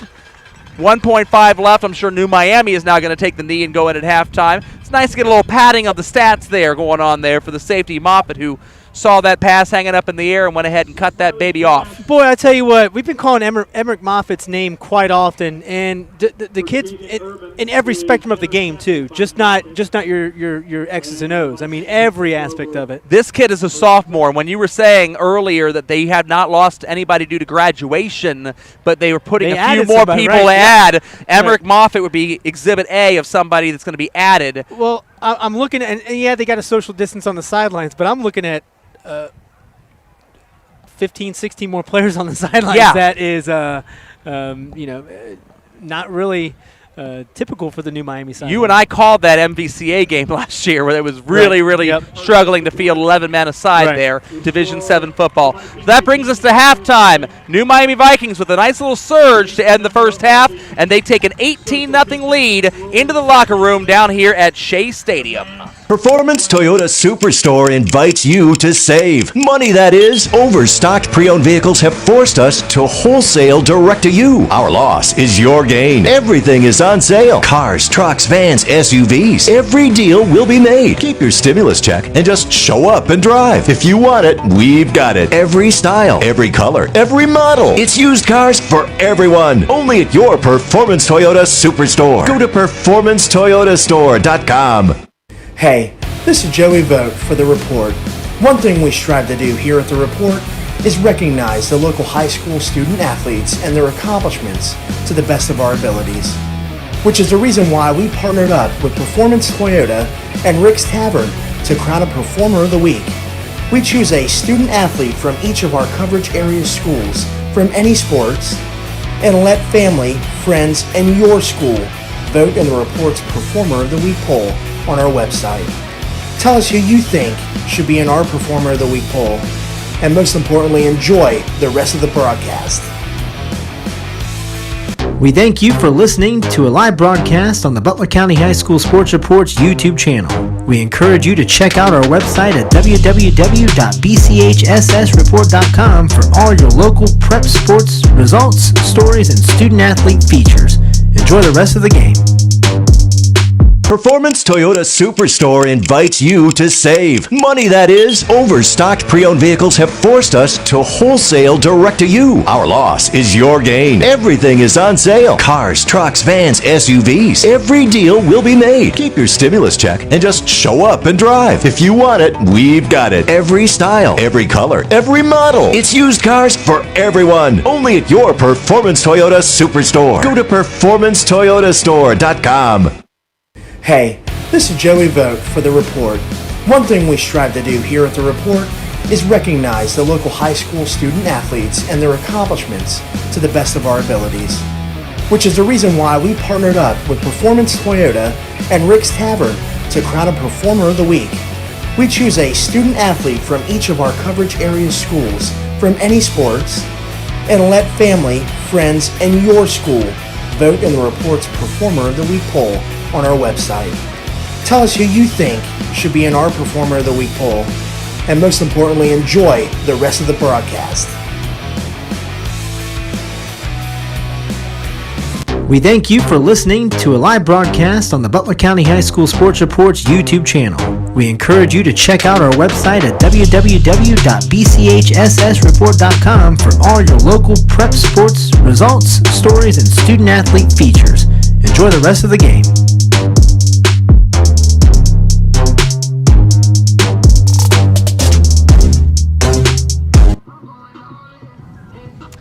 We're back here at halftime listening to some of our favorite music here through the PA system at Shea Stadium.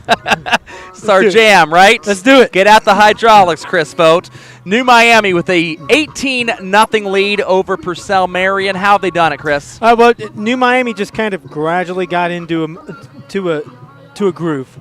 Found out what they needed to do against the Purcell Marion defense that really was kind of lackluster last week. I mean, you're seeing a good Roger Bacon program with Corey Kiner and whatnot. I mean, we're not going to take that away from Corey from Kiner's Roger incredible, Bacon. yeah. Right. So, New Miami just understanding it. Look, we're going to make the plays that we need to make and not be fancy about it. I think the biggest key in the first half for New Miami is just not being fancy. Now, last year, if you tell me about them being fancy, I would have probably said, well, that's what worked for them. Well, it's not bragging if you can do it, as my grandpa Sack would say, right? There you go. Right, exactly. And they can back it up. New Miami can back it up. But Stucker's been doing a fantastic job of regulating the game, so props to him the first 24 minutes.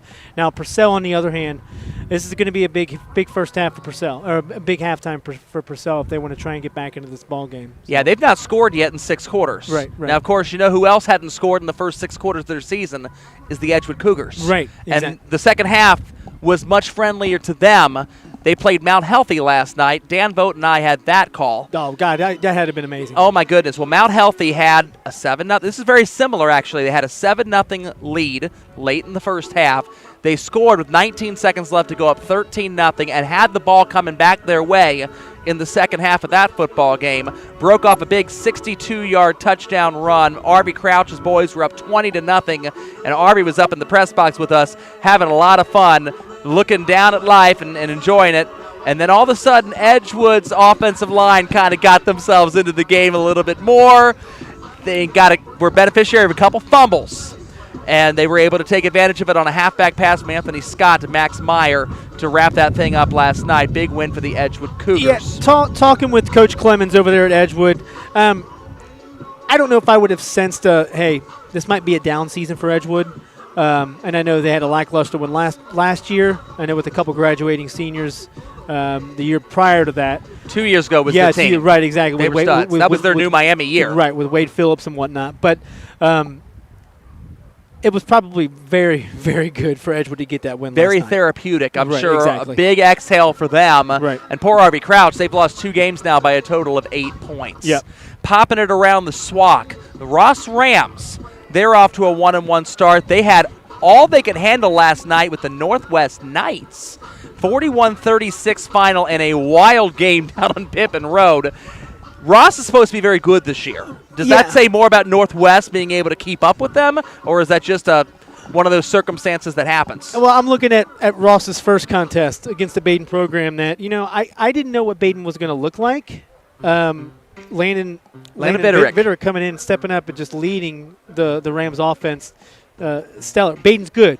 Now, looking at Ross, you know, I don't know if they're wearing out their welcome with their read option offense. CJ Bowes and the triple option, right? Right. So it worked against Northwest, but then again, you got to play defense as well. And Ross hasn't been able to play defense the last 2 contests. And that's going to really bite them potentially next week because they play another Butler County school in the SWAC next week. They travel up to Oxford to face Larry Cox's Talawanda Brave, 2-0 out of the chute after beating Harrison 17-7 last night. Yeah, that's the first time that the Brave has beat Harrison since 1995. Wow, that was a stat I hadn't heard. That was a big game. So Harrison won the SWAC last year. Right.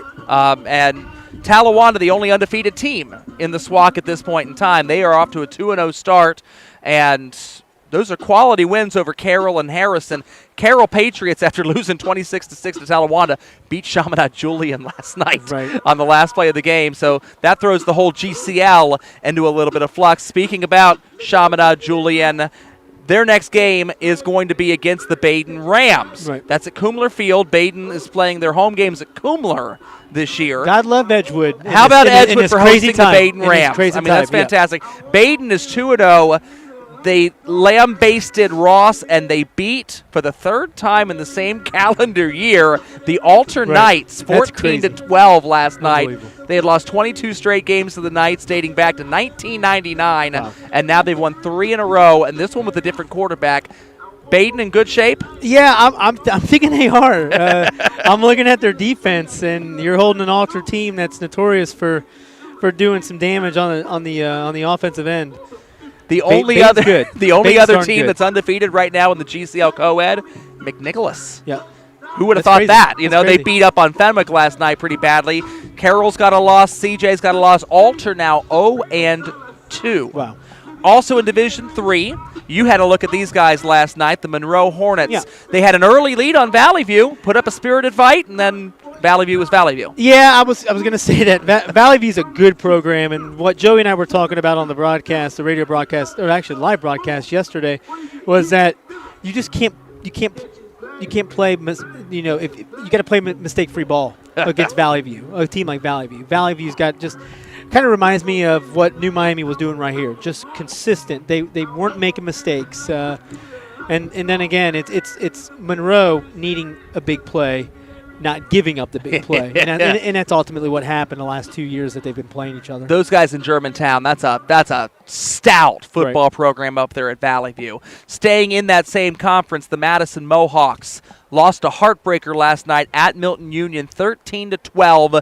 They had the touchdown that would have tied the game up late. Jesse Hubbard, the brand new coach over there, New Miami fans, they know him really well, decides to go for 2 and the win rather than try to kick the extra point and send the thing to overtime. What do you think? You know, I was planning on calling Hubbard. You know, if they were going to win, I feel as though a phone call to him last night after the contest was going to be not the best ideas after hearing that the 2-point conversion was missed. I get why you go for 2. Oh, Joel. I love the I plan. I love get it. Why not? I mean, hell, the thing I say right now, Joel, is it's 2020. Let's win. You know, let's win. You want my logic on this? Right. Here it is. Okay, if you're Milton Union up 13-6 and they score a touchdown on you to make it 13-12, do you want to see Madison's kicker come out on the field? Right. Absolutely you do. Right, absolutely. That tells you what you need to do. You go for 2. You don't do what Milton Union wants you to do. Yeah. Well, and unfortunate for Jesse Hubbard, he's been in both games. Yeah. So I know that Madison's got the talent there. I know Jesse Hubbard's got the wherewithal in terms of his coaching mindset and transferring what he's done with New Miami Vikings up to Madison Township. I think Madison's in good shape. They're going to be fine. Yeah, it's just to take Jesse a little bit of time to get all of his ducks in a row. Madison Mohawks will recover. They were in the state semis a couple years ago. So they were. That's a program that's been on the rise. Right. We've talked about everybody in Butler County other than the Division I GMC schools. You want to start with Lakota West? Yeah, Lakota West. They are who they are right now. You know what I mean? I'm going to say it as it is. They are who we thought they were. And they are. It's the Bolden effect. I'm going to say that Tom Bolden is the real deal. Tom Bolden knows how to get them. And I mean that in more ways than one. I mean, gosh, he's got talent coming over to Lakota West, and they feed into the system. And when I say feed into the system, is that they get his system. Yeah. And his system works. You know, it's crazy to think that GMC might be a little wonky coming up here. I just don't. I'm looking at a good Hamilton program. Hamilton's a good team. And I know I'm kind of jumping around That's here. That's okay. We're jumping in the GMC. Yeah, Hamilton played Lakota West. 40-13 was the game last night. And I think Mahan's just going to have to find a groove with some great talent on the Big Blue program. Just caught a couple breaks with two good losses against. Well, yeah, the loss to Princeton in week 1, 33-28. They were in that game, and they gave Lakota West a little bit of trouble early, same as Monroe did with Valley View early. Then kind of, the better team, I guess, ended up winning by attrition, I guess, as the game went along. Right. Kind of like New Miami is attempting to do here. Fairfield Indians, they pounced over Middletown 35-13 last night. What about Coach Krause? Yeah, Coach Krause is doing what he's doing. I know he had a little bit of a rough go in terms of playing Mason. Was that Mason a couple Yeah, of days, Mason, 2 they weeks lost ago? to Mason Right. 24-12 week But 1. I think Fairfield's in good shape. I mean, ultimately, when you're talking about the season in general, I think these kids are just wanting to play to prep to get to the next You level. lose to John McClain. Right. That hurts. Right. You got to regroup around that. I agree. Going on Middletown's standpoint, Yep. Middletown, and I hate to say it like this, them not playing that first contest Didn't help them. Not good at all. And I feel for the guys in purple just because those kids are good. Yeah. They're really good, and I think they have a really good program right now. And the seniors that are here right now were freshmen when Don Simpson took over. So Don Simpson wants to see a full season with these guys. Let his seniors go out on top or whatever. Yeah. Right. So, gosh, Don Simpson, I feel for the program up there. And hey, they got to get back in the groove. I'm sure they're happy to be on the field, but not having that first contest, I think that really, really hurt. And Fairfield already had a contest. And real quick, before we go to commercial, Lakota East loses to Mason 28-21. They lost to Sycamore by 3 the week before. They've been in both games. Yeah, Lakota East is Lakota East still. They're always going to play the Rick Triple Haynes. option. The Rick Haynes, ground them and pound them. Let's figure out one of the 3 ways to score. And that's inside, outside, or outside again. So, Lakota East is okay. I don't think there's anything to worry about with them. They're always going to field. They're always going to field a good program. We'll take a quick commercial here and come right back. 18-0, New Miami at the half. Performance Toyota Superstore invites you to save. Money, that is. Overstocked pre-owned vehicles have forced us to wholesale direct to you. Our loss is your gain. Everything is on sale. Cars, trucks, vans, SUVs. Every deal will be made. Keep your stimulus check and just show up and drive. If you want it, we've got it. Every style, every color, every model. It's used cars for everyone. Only at your Performance Toyota Superstore. Go to performancetoyotastore.com. Hey, this is Joey Vogt for The Report. One thing we strive to do here at The Report is recognize the local high school student athletes and their accomplishments to the best of our abilities, which is the reason why we partnered up with Performance Toyota and Rick's Tavern to crown a Performer of the Week. We choose a student athlete from each of our coverage area schools from any sports and let family, friends, and your school vote in The Report's Performer of the Week poll on our website. Tell us who you think should be in our Performer of the Week poll, and most importantly, enjoy the rest of the broadcast.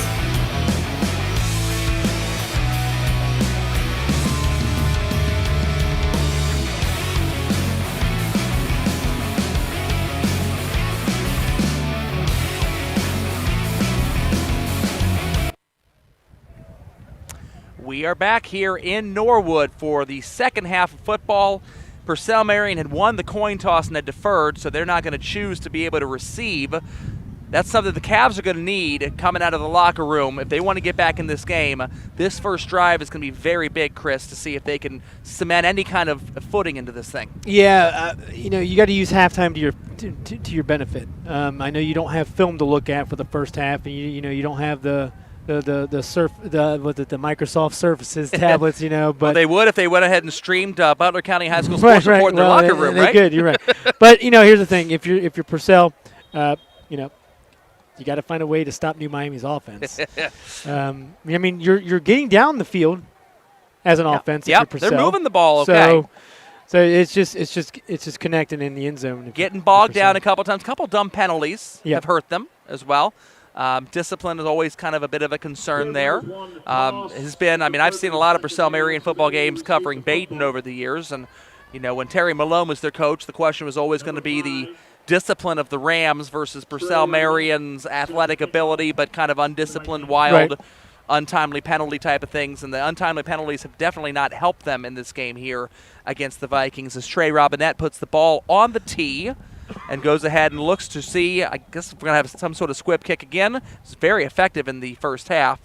That ball is going to go over the head of Purcell, bobbled, and finally picked up around the 20-yard line. We're going to see with these shadows coming across the field here who that was for Purcell returning that football.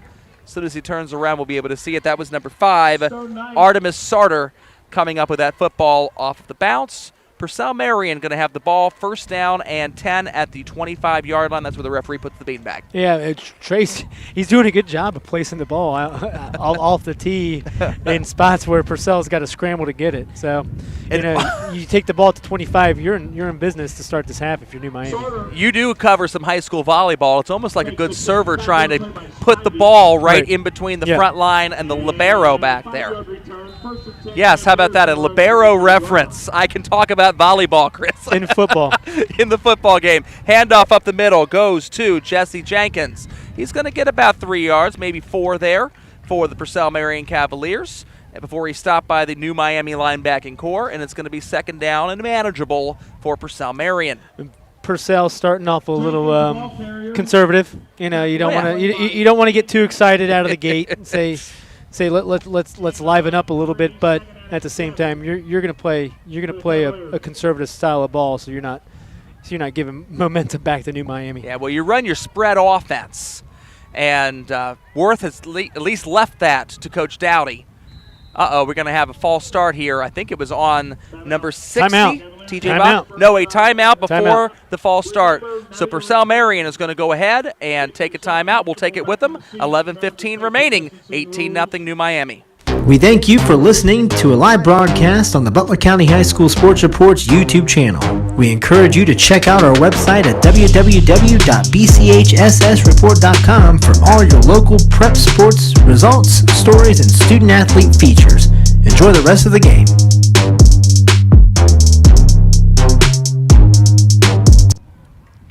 Quick timeout very early, 45 seconds into the second half.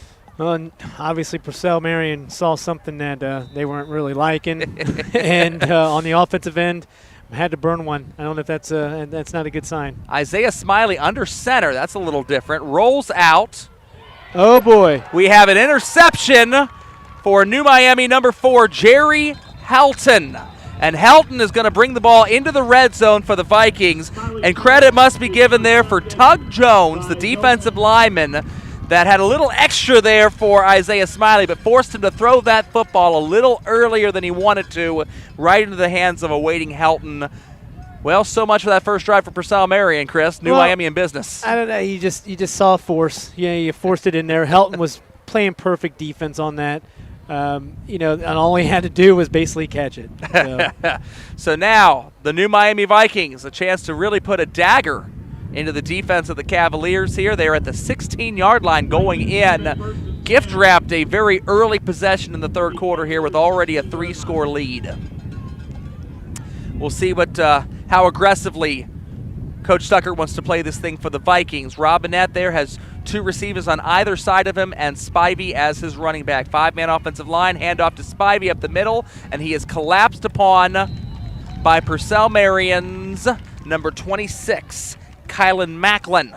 That was a guy that Coach DJ Dowdy told us to keep an eye on the Cavalier defense before the game tonight. Well, hey, I mean, if there's anything positive after that interception, it's Purcell Marion playing defense. Definitely. You're not letting up on that end. You got to stop them all the way. And one of the good things about eating your broccoli, as it may be for New Miami, that's going to be a part of the saying, I think, for the Vikings this season, is that they still can get the ice cream out. They still can throw the ball a little bit with several skilled receivers on the outside. It makes you have to defend everybody a little more honestly. That's going to give them a lot of options here in the red zone as Jordan Robinette goes around, plays lead block for Trey Robinette. Trey escapes toward the outside. Stiff arms Daniel Foy, but ends up going out of bounds for only a gain of about 2, maybe 3 for the Vikings. 3rd down and about 8. See, that play kind of reminded me of last year's New Miami Vikings. A lot of lateral movement, right? And if there's nothing going on in the middle,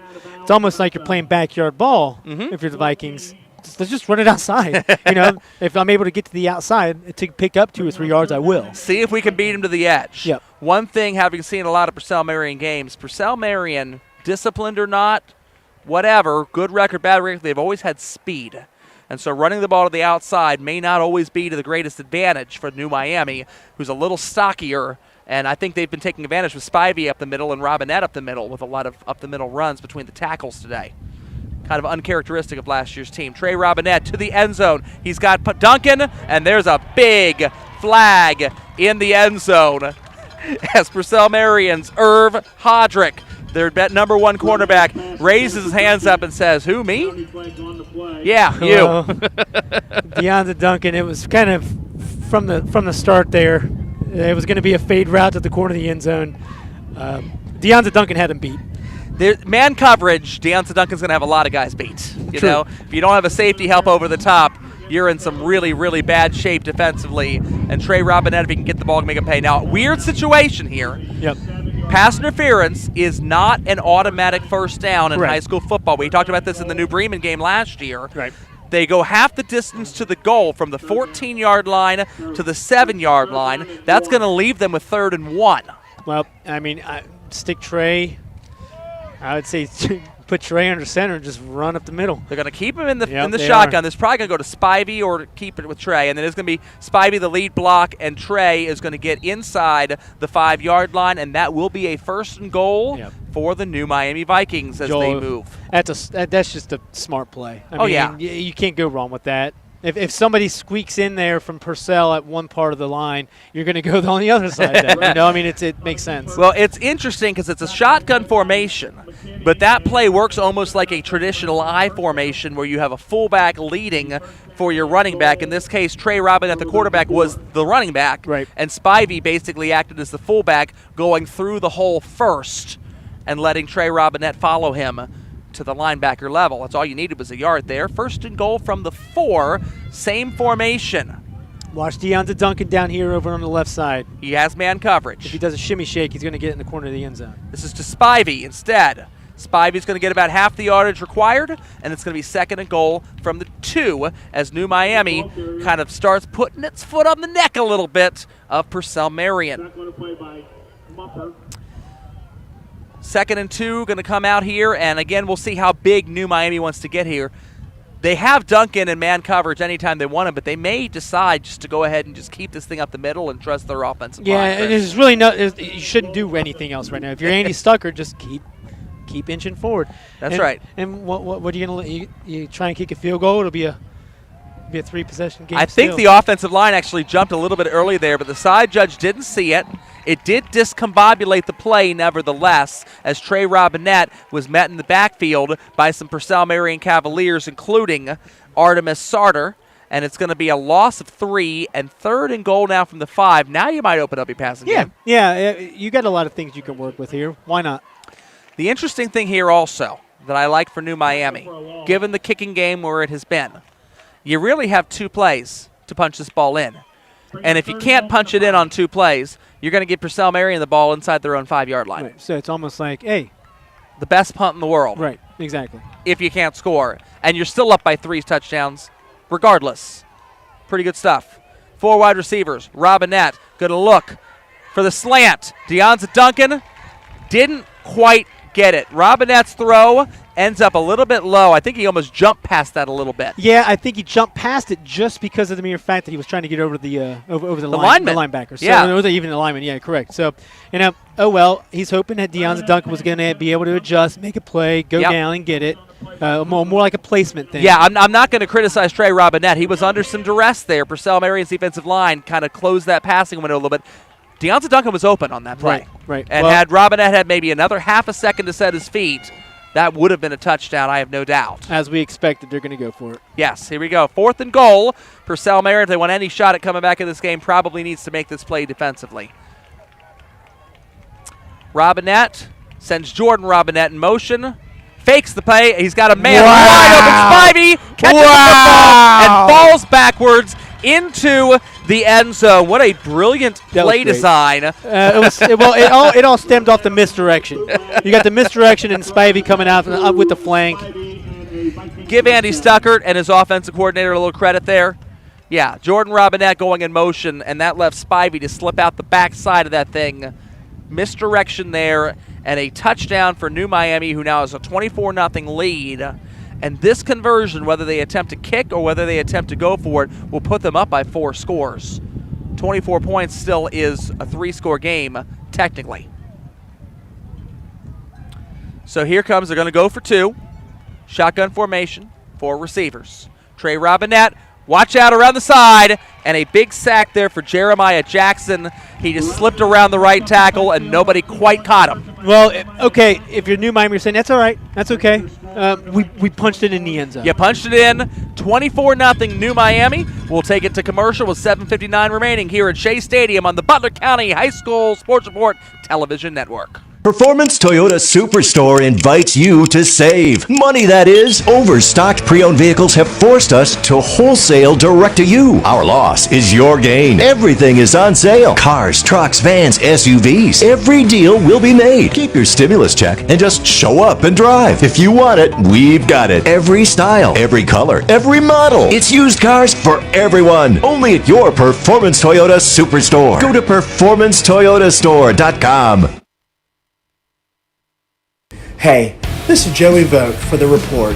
One thing we strive to do here at The Report is recognize the local high school student athletes and their accomplishments to the best of our abilities, which is the reason why we partnered up with Performance Toyota and Rick's Tavern to crown a Performer of the Week. We choose a student athlete from each of our coverage area schools from any sports and let family, friends, and your school vote in the Report's Performer of the Week poll on our website. Back here at Norwood's Shea Stadium, the Purcell Marion Cavaliers are now in some real trouble. New Miami Vikings have a 24-0 lead in this game, interdivision game of the Miami Valley Conference.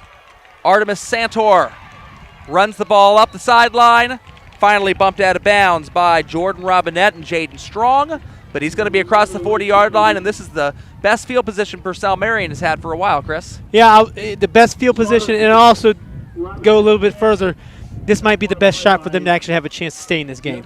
I think this drive right here is crucial. It's one of the biggest drives for Purcell tonight.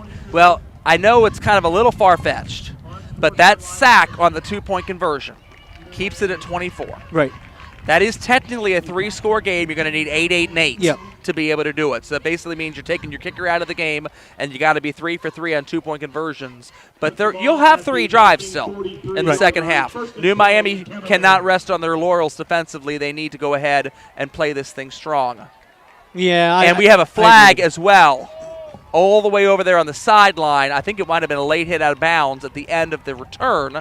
And so instead of starting at the 42-yard line of their own, they're going to be across midfield and starting at the 43-yard line of New Miami. Hey. So really good field position for Purcell Marion. Yeah, if you're the Cavaliers, you're in business. All right, DJ Dowdy's crew comes out still looking for those ever-elusive first points of the 2020 season. Isaiah Smiley, the quarterback. He's been only the quarterback for 6 weeks. Don't know what happened to Zach Hoover and why he's not out there or how they ended up choosing Isaiah Smiley, but he's filling in there and trying to fill in admirably for a Purcell Marion team that really got snake-bitten by injuries a lot last year. They thought their record would be a lot better under Coach Worth than they were. But injuries happen, and you got a second-string quarterback out there, and you see what you can do. So Isaiah Smiley now under center. He's got Jesse Jenkins as a tailback and 3 wide receivers and a tight end on the end of his line. Here's the snap. The handoff is to Jenkins. And actually, that's Elijah Gay filling in for the running back, number 27 for Purcell Marion. And not a lot of running room to work with as New Miami's defense into the backfield and stops them for no gain. It's the tail of the tail of the tape right there. New Miami's defense just it's relentless. It's really interesting, Chris. We never give enough credit to the offensive and defensive line, but they really do set the tone for the game, and a lot of these games are won in the trenches. High snap to Isaiah. Isaiah is going to be tracked down by Jose Chavarria. Boy, they're just pumped up. I mean, it doesn't help that snap was Aaron's, but, just New Miami just making sure that they're taking care of the plays that they need to take care of. Chavarria with the sack for New Miami, and it's going to be 3rd down and 17 for the Purcell Marion Cavs, who desperately need to get something going offensively. New Miami's defense ain't having it. 5 wide receiver formation for Purcell Marion, and looks like New Miami's going to send a 5-man rush, blitzing after the quarterback. A backwards pass. That's technically a running play statistically. Shoe might have come off there. Backfield, strip, fumble, picked up. That was Jerry Helton that stripped him, and the ball picked up by Jose Chavarria. His second great play in a row defensively. We do have, it looks like a flag on the field, and it looks like Brandon Civarella kind of limping off the field there a little bit also for New Miami. Let's see what's being discussed here. We have a block in the back on Purcell Marion. That is going to be declined. And New Miami is going to have the ball on a short field here with 6:26 remaining, already up 24-0, and a chance to institute the hated running clock if they can convert here and punch a touchdown on this drive. Well, yeah, I mean, that's one of the things you've got to work towards. Get this game over with, put it in the books if you're New Miami. You've played a sound game, might as well finish it off. That's exactly right. And I will say one thing I learned, having not covered a lot of Division VII football last year until calling a couple New Miami games with you, I am much more sensitive to the running clock. Is a good thing when you have such small rosters and not a lot of substitutes to put into the game anyway. Right. When you're calling a St. X or a Hamilton High game and you got 80 guys on the bench, I'm more in favor of giving those guys their rightful playing time. But here, you probably want to wrap it all up, be done with the injuries, make sure you can get on home onto the bus and safe from COVID and everything else, right? Agree. Hand off to Dylan Spivey. He's going to pick up a couple yards there to start the drive. Eating your broccoli for New Miami. Yep. Down to 6 minutes remaining and counting in the third quarter here at Norwood's Shea Stadium the 33-yard line. in the old Waterworks district here in Norwood. Chris, your first time to the stadium. What do you think? Yeah, I love it. Yeah. Surprised I haven't really actually been down here. Well, I really never really covered Norwood often. Right. And quite frankly, I never really, covered Purcell Marion, right. other than maybe if they were at Virgil Swarm with exactly, Baden, exactly. With the GCL, I've seen a lot of games in some of these GCL places. Trey Robinette going to run the ball up center. Good gain by Trey Robinette. He kept moving, kept churning his legs. Yeah. I thought he was going to gain about 3. He ends up gaining more like 6 as he slithers his way through the pile and works his way into a 3rd and 2 situation for the New Miami offense. And again, this is probably 4-down territory. You got 2 plays to pick up 2 yards for the Vikings. Yeah, conservative play there. Obviously, you're probably going to see the same play again. You're going to probably see Trey Robinette kind of quarterback read. Yep, or keep it with Spivey or whatever. You don't have a lot of backups that really can go out there right now with the size of your school and the size of your roster being a Division VII program. And I don't say that as a slight. I say that as a badge of honor when you got guys playing both ways. Division VII football is tough. Right. You got to be all in on every play. Snap, Spivey, up the middle. Flag behind the play. There was a big hole. And I don't know if that's because it was a hold or not, but there was a big hole. Yes, sir, and that's exactly the call. So Spivey had enough for the first down had it not been for the flag. But instead, he's going to be brought back 10 yards from the spot of the foul. We'll see where the foul happened. The foul was about 4 yards in the backfield. So it's going to work itself out to be more like a 14-yard penalty than a 10. And it's now going to be from a 3rd and 2. It's going to be moved all the way back to a 3rd and 15, 3rd and 16 for New Miami. 3rd and 16. Yeah, I don't want to say no harm, no foul here, but then again, if you're stuckered on the sidelines, gosh, guys, why? Why? Why do you need to do that? Why? And that makes it harder. The thing on this drive here with the running clock and keeping safe from injuries and COVID or whatever, you want to punch this thing in and put this thing away if you're New Miami. Not that you desperately need it to win, but it's nice to save the body a few hits here and there, isn't it? Spivey, the ball carrier. Spivey stuffed in the backfield, and so we're going to have 4th and very long, and this is probably a punting situation for the New Miami Vikings. Yep. First time we've seen a punt by New Miami, huh? Had they punted once? I think they yeah, had they one. did. Yeah, I they think did. they had one. Yeah, they did. You're right. Just one, yep. But they've not had to punt often. New Miami's offense has been churning, and even when they've not been scoring, they've been in 4th down situations where they could be going for it rather than having to punt. Their offense has been on the field for a lot of today's game. We don't have the stats here with us. I don't know that Purcell Marion will be able to give us the stats after the game, but I got to think time of possession, New Miami has got a very large advantage here. So Robinette back to punt. Snap up, punt off. It's going to be inside the 20, and it's going to bounce. Neither Cavalier picks it up. It's going to roll dead right about the 11-yard line, downed by Tug Jones there for the Vikings. So we're going to come back here in a minute. 3:23 left in the third quarter. New Miami off to a good start to their season, up 24-0 on Purcell Marion. Performance Toyota Superstore invites you to save. Money, that is. Overstocked pre-owned vehicles have forced us to wholesale direct to you. Our loss is your gain. Everything is on sale. Cars, trucks, vans, SUVs. Every deal will be made. Keep your stimulus check and just show up and drive. If you want it, we've got it. Every style, every color, every model. It's used cars for everyone. Only at your Performance Toyota Superstore. Go to performancetoyotastore.com. Back here at Shea Stadium, and from the best field position they started out all day, now Purcell Marion is going to have the worst field position they started out all day after a Trey Robinette punt rolled dead at the, looks like the 10-yard line. It's going to be a quarterback-designed run for Isaiah Smiley. He's going to get out of bounds, forced out of bounds and chased by Jose Chavarria of the Vikings. It's going to be a 9-yard run. Out of bounds will stop the clock at least. And if you are thinking in terms of 3 scores, trying to get back into the game, anything that stops the clock, it's never too early to start thinking about clock management. Right. Purcell Marion's got to get some points. They're thinking on their own bench. New Miami's defense has been on top of them all game long. Handoff up the middle.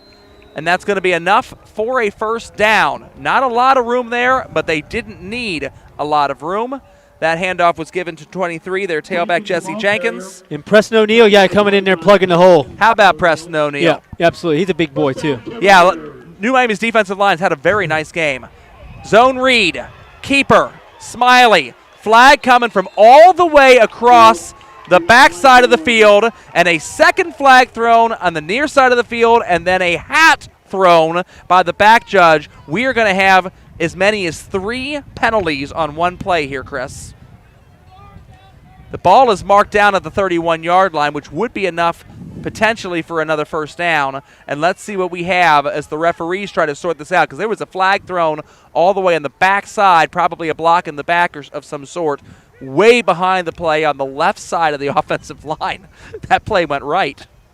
We're going to see what they're going to call here. I'm in the dark here. I'm not going to try and guess. Okay. I know Joey likes to guess. Joey likes to guess. I'm going to go a block in the back or a hold on the back side of the offensive line on Purcell Marion.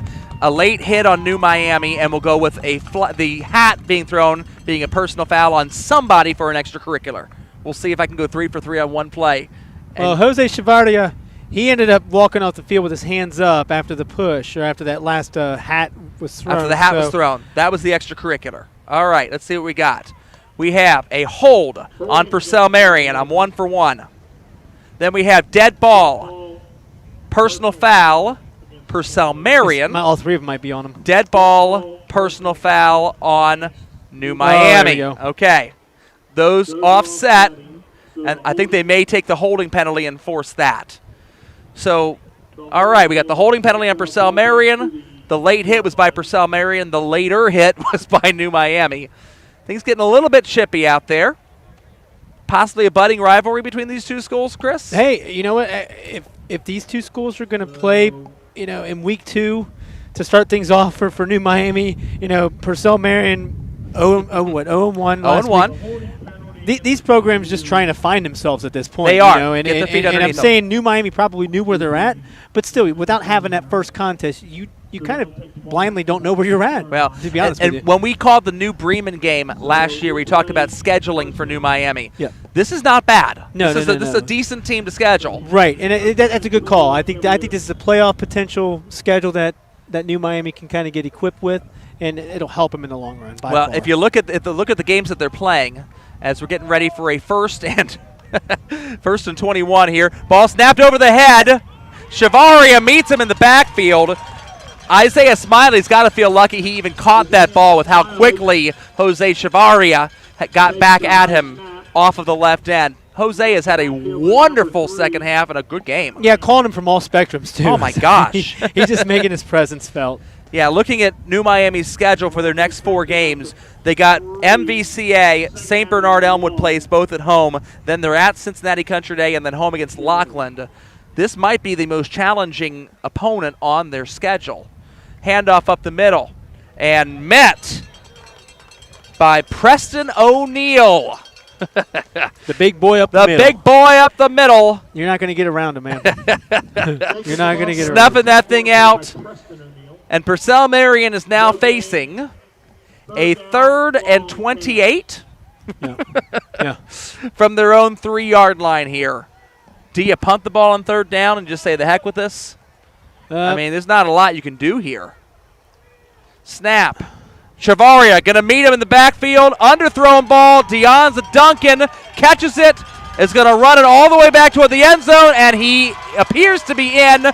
Yes, the referee behind the play rules that to be a touchdown. 25-yard interception return for Deonza Duncan. Well, you want the running clock? We can do it on defense instead of offense, Chris. There it is. And again, credit the same guy, Jose Chavaria, who would have had the safety there, forced that ball out of the hands of Isaiah Smiley much earlier than he wanted to throw that thing. And that's where Deonza Duncan was able to just jump that route and pounce on it. At that point, I think you're just trying to make a play. When you're trying to make a play like that, under pressure. You got to do anything, right? Yep, you're right. We're going to see the second extra point attempt for New Miami on the season. Trey Robinette, he's kind of a straight-on kicker, an old Lou Groza style. You don't see that as much nowadays. The snap was bad the first time. We'll see if they can get him a better snap. That looks to be a better snap. The kick is up, and the kick is blocked. Does not quite have the height there. And so with 1 and 37 seconds left to go in the 3rd quarter of play, it's the New Miami Vikings 30.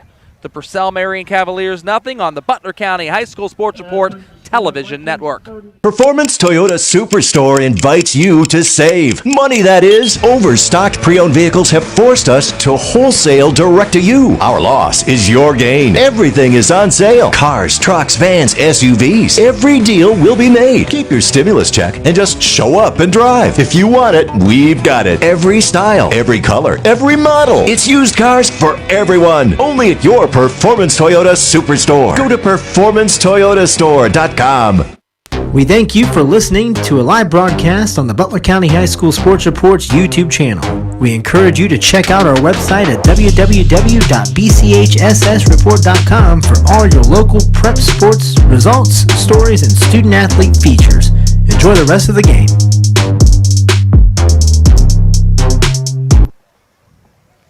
Trey Robinette lining up, getting ready to put the ball on the tee. Joel Sackenheim, Chris Vogt, pleased to have you with us here. Absolutely. Television broadcast. Yeah. Joel, I know you got I think we both have faces for radio. I definitely have a face for radio. I've got my grandmother's face. Grandma Sack will be turning 90 years old next month. That's your great Aunt Rose. Yep, ball sure kicked is. deep to Irv Hodrick. He's going to try to get a seam here. Purcell Marion doesn't want a running clock, it looks like. He's out and he's loose. Watch for a possible block in the back. No, Robinette cannot tackle him. He's still loose. There's a possible block in the back, and the flag is thrown. You're waiting for with bated breath as you see it. But Irv Hodrick picks up the ball around his own 20-yard line, runs that thing about 73 yards on the return. It's going to be brought back at the very end for a block in the back. So it's not going to be 1st and goal for Purcell Marion. It'll be 1st and 10, somewhere outside the 10-yard line. But Purcell Marion has a little bit of life here. Wow, I tell you what, Joel, that's big time. Definitely big time. How about it? Well, we're going to have a running clock, I would think, once they get this all sorted out. Purcell Marion could stop this running clock very quickly if they can put some points up on the board. New Miami's defense, this will be a little bit of a different opportunity to see if you can bunker down in the red zone. Purcell Marion won't be kicking a field goal, you know that. No. Not down 30 points. Yeah, it's kind of strange to say this, but it's almost one of those things where it's like, okay, if you're Andy Stuckert, let's test our defense now. It's true. Test them it's at true. this point. They're already down there. Okay, wait, it already happened. That's right. You can't fix that. Let's play their red zone offense on defense. Let's play against it. Yeah, this is kind of like preseason football in a way. Right. You didn't really get a preseason. You couldn't hit anybody in the offseason. You didn't get New Miami. You didn't get hit anybody during week 1 either. Yep. Let's just see what happens. See the red zone defense. It's going to be first down and 10 at the 15-yard line for Isaiah Smiley and the Cavs. That's actually the running back, Elijah Gay. That was a straight, direct snap. Wildcat formation almost to the running back there. Gay is the quarterback at this point in time. I don't see Isaiah Smiley on the field. I wonder if he got hurt on that last interception that he threw or if they're just resting him for the rest of the game. But you got Elijah Gay, 27 back as the quarterback. Jesse Jenkins alongside of him as the running back. Gay is going to try to run it. And he's going to, he's not going to be touched. Touchdown, Purcell Marion. So much for the running clock for now, Chris. Hey, clock will stop at 30.3 seconds we'll have more football. You know what? We get to watch football. That's a good thing, right? Absolutely.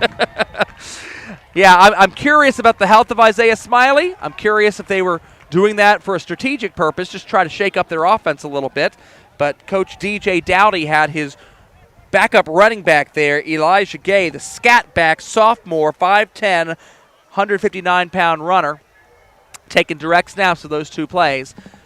And the Cavaliers have their first points of the season right before the fourth quarter. That's got to be a nice little sigh of relief there. Yep. And you can hear the crowd. For sure. They actually have a pretty decent-sized crowd. They're social distanced and whatever else, but decent-sized crowd for Purcell Marion coming out here on senior night. Yep. It's always senior night, right? Want to watch the boys play.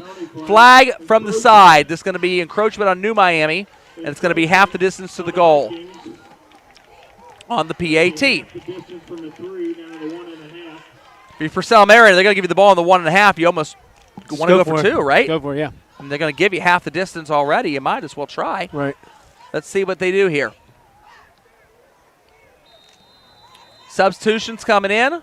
Lots of substitutions coming in. Now there's no Cavaliers on the field at all. There's no Vikings on the field at all. I've not seen a signal for a timeout being given yet. Now the Vikings going to stay out there.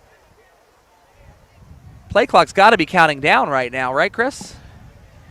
At this point, I don't know. This is not a timeout. The referee in the white hat is hollering over to the Purcell Marion huddle. Purcell Marion's going to need to take a timeout here. Does Purcell think that there is a timeout? I don't know.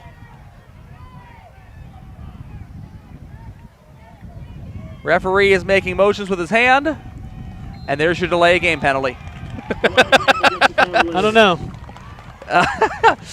What's particularly interesting about that, Chris, was the referee called that. Yeah. The back judge is actually the one that is responsible for delay game penalties. So I don't know if the referee himself was frustrated at Purcell Marion for being in the huddle and acting like they were just so nonchalant about that. Right. But traditionally, the back judge is the one that's supposed to be making that call about delay a game on the play clock. I don't know what's going on there. Joel, you would know that. You went to referee school, didn't you? Not for football. Not for football. For okay. basketball and soccer. Okay. Although I've watched enough football So and having refereed other sports, you do understand that there are mechanics in certain jobs of different officials. Right. Back judge is the one responsible. Another new quarterback in there for Purcell Marion. That's number 9, Chad Mumper, and he's not going to go anywhere there. And so 0.6 of a second bleed off the clock for a clock keeper after the play's over. I have no idea why. And we're going to go ahead. It's 30-6. We'll take a quick commercial, Chris. Yeah, let's do Here it. at Shea Stadium, we'll be right back. Performance Toyota Superstore invites you to save. Money, that is. Overstocked pre-owned vehicles have forced us to wholesale direct to you. Our loss is your gain. Everything is on sale. Cars, trucks, vans, SUVs. Every deal will be made. Keep your stimulus check and just show up and drive. If you want it, we've got it. Every style, every color, every model. It's used cars for everyone. Only at your Performance Toyota Superstore. Go to performancetoyotastore.com. Hey, this is Joey Vogt for The Report. One thing we strive to do here at The Report is recognize the local high school student athletes and their accomplishments to the best of our abilities, which is the reason why we partnered up with Performance Toyota and Rick's Tavern to crown a Performer of the Week. We choose a student athlete from each of our coverage area schools from any sports and let family, friends, and your school vote in the Report's Performer of the Week poll on our website. Tell us who you think should be in our Performer of the Week poll, and most importantly, enjoy the rest of the broadcast. All right, we're back here. We're going to see Purcell Marion kick the ball off for the first time since the first play of the game. It looks like they're trying to get a tee out there on the field as the referee is blowing the Let's whistle. go old school. Come on, let's go, let's go. Let's just go old school. Just put it on the ground, have somebody hold it with a finger, and then boot it. Noah Collier puts the ball on the tee for Purcell Marion. Duncan and Helton back for the Vikings. Again, very nonchalant. They were nonchalant during the national anthem, taking the field, nonchalant during the extra point there, nonchalant getting the ball, the tee out there. Short kick, and it's fielded and driven to the ground. What a great hit by Jeremiah Jackson on New Miami's Devin Smith there, who was the up man that recovered that ball nicely. Right. Well, if you're Purcell Marion, you're getting excited about anything. That's anything right. Anything and everything at this point. And that hit right there gets a little jacked up. And credit to New Miami here. Fundamentals on the up man catching and fielding that ball. We've seen a few, both in the Edgewood game that I had earlier last night, the game we've had tonight. I don't know if you had any in Monroe last night or not. We've seen a few very dicey situations on kickoffs this weekend. And so heads up there for Devin Smith for New Miami to field that, make sure his team gets possession. You don't want to give Purcell Marion any thought that they might be able to creep their way back into this game in the fourth quarter. Right. No, I completely agree with you. And I expect on top of that, I expect a running play, and this to be the last play of the third, because they're down to 27.3. You only need to run one play here as long as you don't get tackled out of bounds. That's the key for New Miami. Shotgun snap coming to Robinette. Handoff to Spivey. Up the middle. He's going to run for about 5 yards. Clock is going to run and drain. We're going to see a lot of ball control in the fourth quarter of this game, Chris. Yeah, I think we were even talking about it earlier in the third quarter.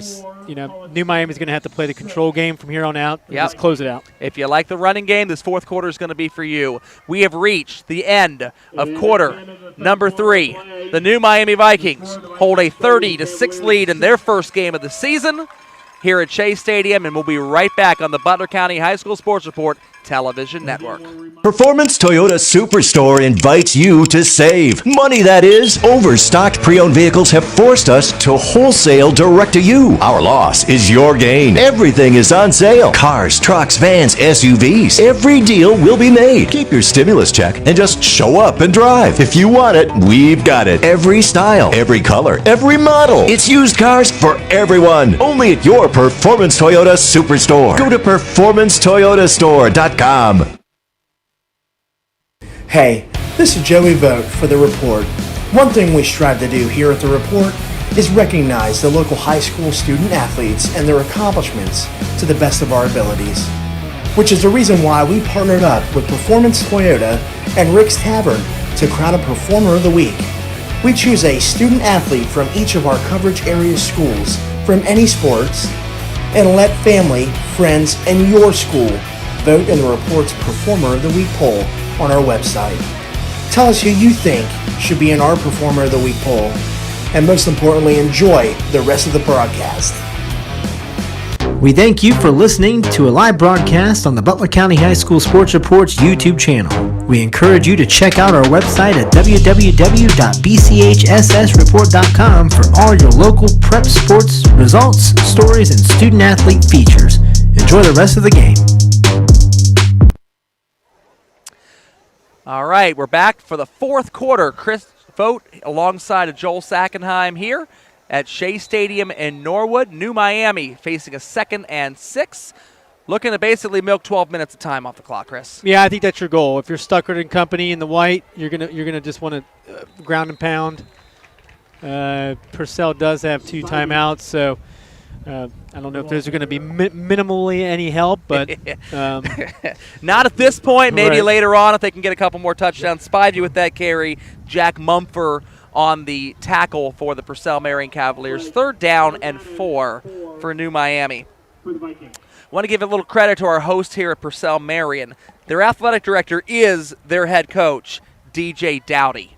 And that's very, very tricky to both be the head football coach as well as to be the AD. And so Reed Hollinger is the associate athletic director, and he basically has to act as the athletic director and the contact person, Chris. Yeah, and I've known Reed. Reed was over at Edgewood, helped out Greg Brown over there at Edgewood, and then he had the opportunity to come over here. You know, you got to take advantage of what's given to you, and he had quite a bit to learn over at Edgewood. He did it, and he came over here, and he's doing a fantastic job. So mad props to the Purcell Marion athletic staff for the hospitality. So we appreciate it. And certainly as far as assistant ADs go, he's probably going to be the busiest one of any of them, really, when your AD ahead of you is indeed the head your head coach. Right, exactly. right. I'm going out there trying to chat with him before the game, DJ Dowdy, and I'm asking the head coach for a roster because he also is the AD. Right. And the first thing he's asking is, well, who's your contact person? Right. You know, see Reed. Reed will give you what you need, and let me coach my team basically in a polite way. I mean, he was not mean about it at all, but let me see my team. All right. New Miami going to take a timeout here. 10:37 left in the fourth quarter. It's the Vikings 30 and the Cavaliers 6. We thank you for listening to a live broadcast on the Butler County High School Sports Report's YouTube channel. We encourage you to check out our website at www.bchssreport.com for all your local prep sports, results, stories, and student-athlete features. Enjoy the rest of the game. Hey, this is Joey Vogt for The Report. One thing we strive to do here at The Report is recognize the local high school student-athletes and their accomplishments to the best of our abilities, which is the reason why we partnered up with Performance Toyota and Rick's Tavern to crown a Performer of the Week. We choose a student-athlete from each of our coverage area schools from any sports and let family, friends, and your school vote in the Report's Performer of the Week poll on our website. Tell us who you think should be in our Performer of the Week poll, and most importantly, enjoy the rest of the broadcast.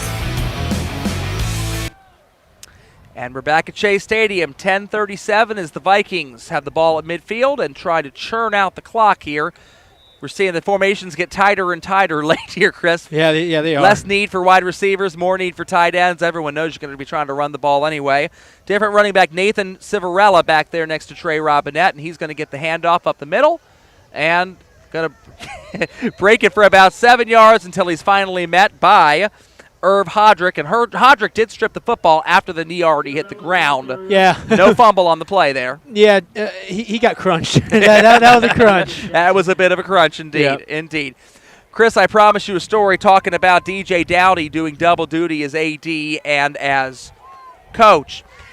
When I was coaching CYO basketball my second year and also working kind of as the Hamilton CYO basketball director, Right. I had a situation pop up. It was our girls' last game of the season, and somebody tracks me down inside the gym at the Fearman Center and says there's no referee at the Fenmont, and I had to hand off my last game to an assistant coach and say, take care of my girls. I got a referee. I got to go into the other gym and referee because there's nobody over there reffing.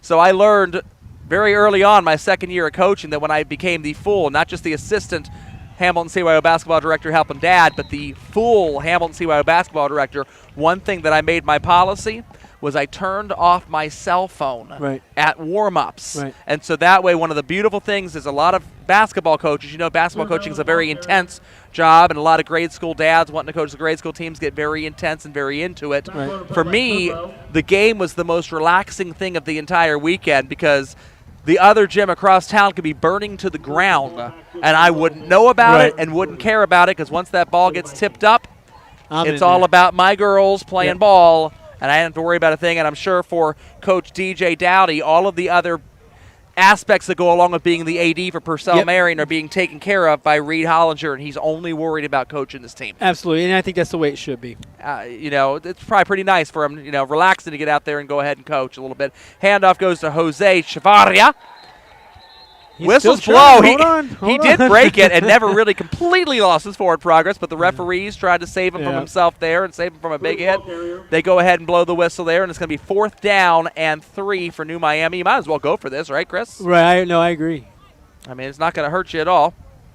We're down, churning close to 8 minutes left to go in the 4th quarter of this game. New Miami looking to start off 1-0 and build off of last year's success. Yeah, and this is huge for the Vikings and for the Village in general. I'm going to go out and say that New Miami's excitement as a community has been built around this program. That was dynamite last year for the playoffs, wasn't it? Just all around an exciting time. And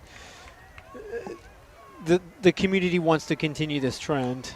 They need to continue this trend. Yeah, no doubt. Trey Robinette looking deep for Deonza Duncan. Incomplete. That's all right. Stops the clock. Clock would have stopped anyway for change of possession.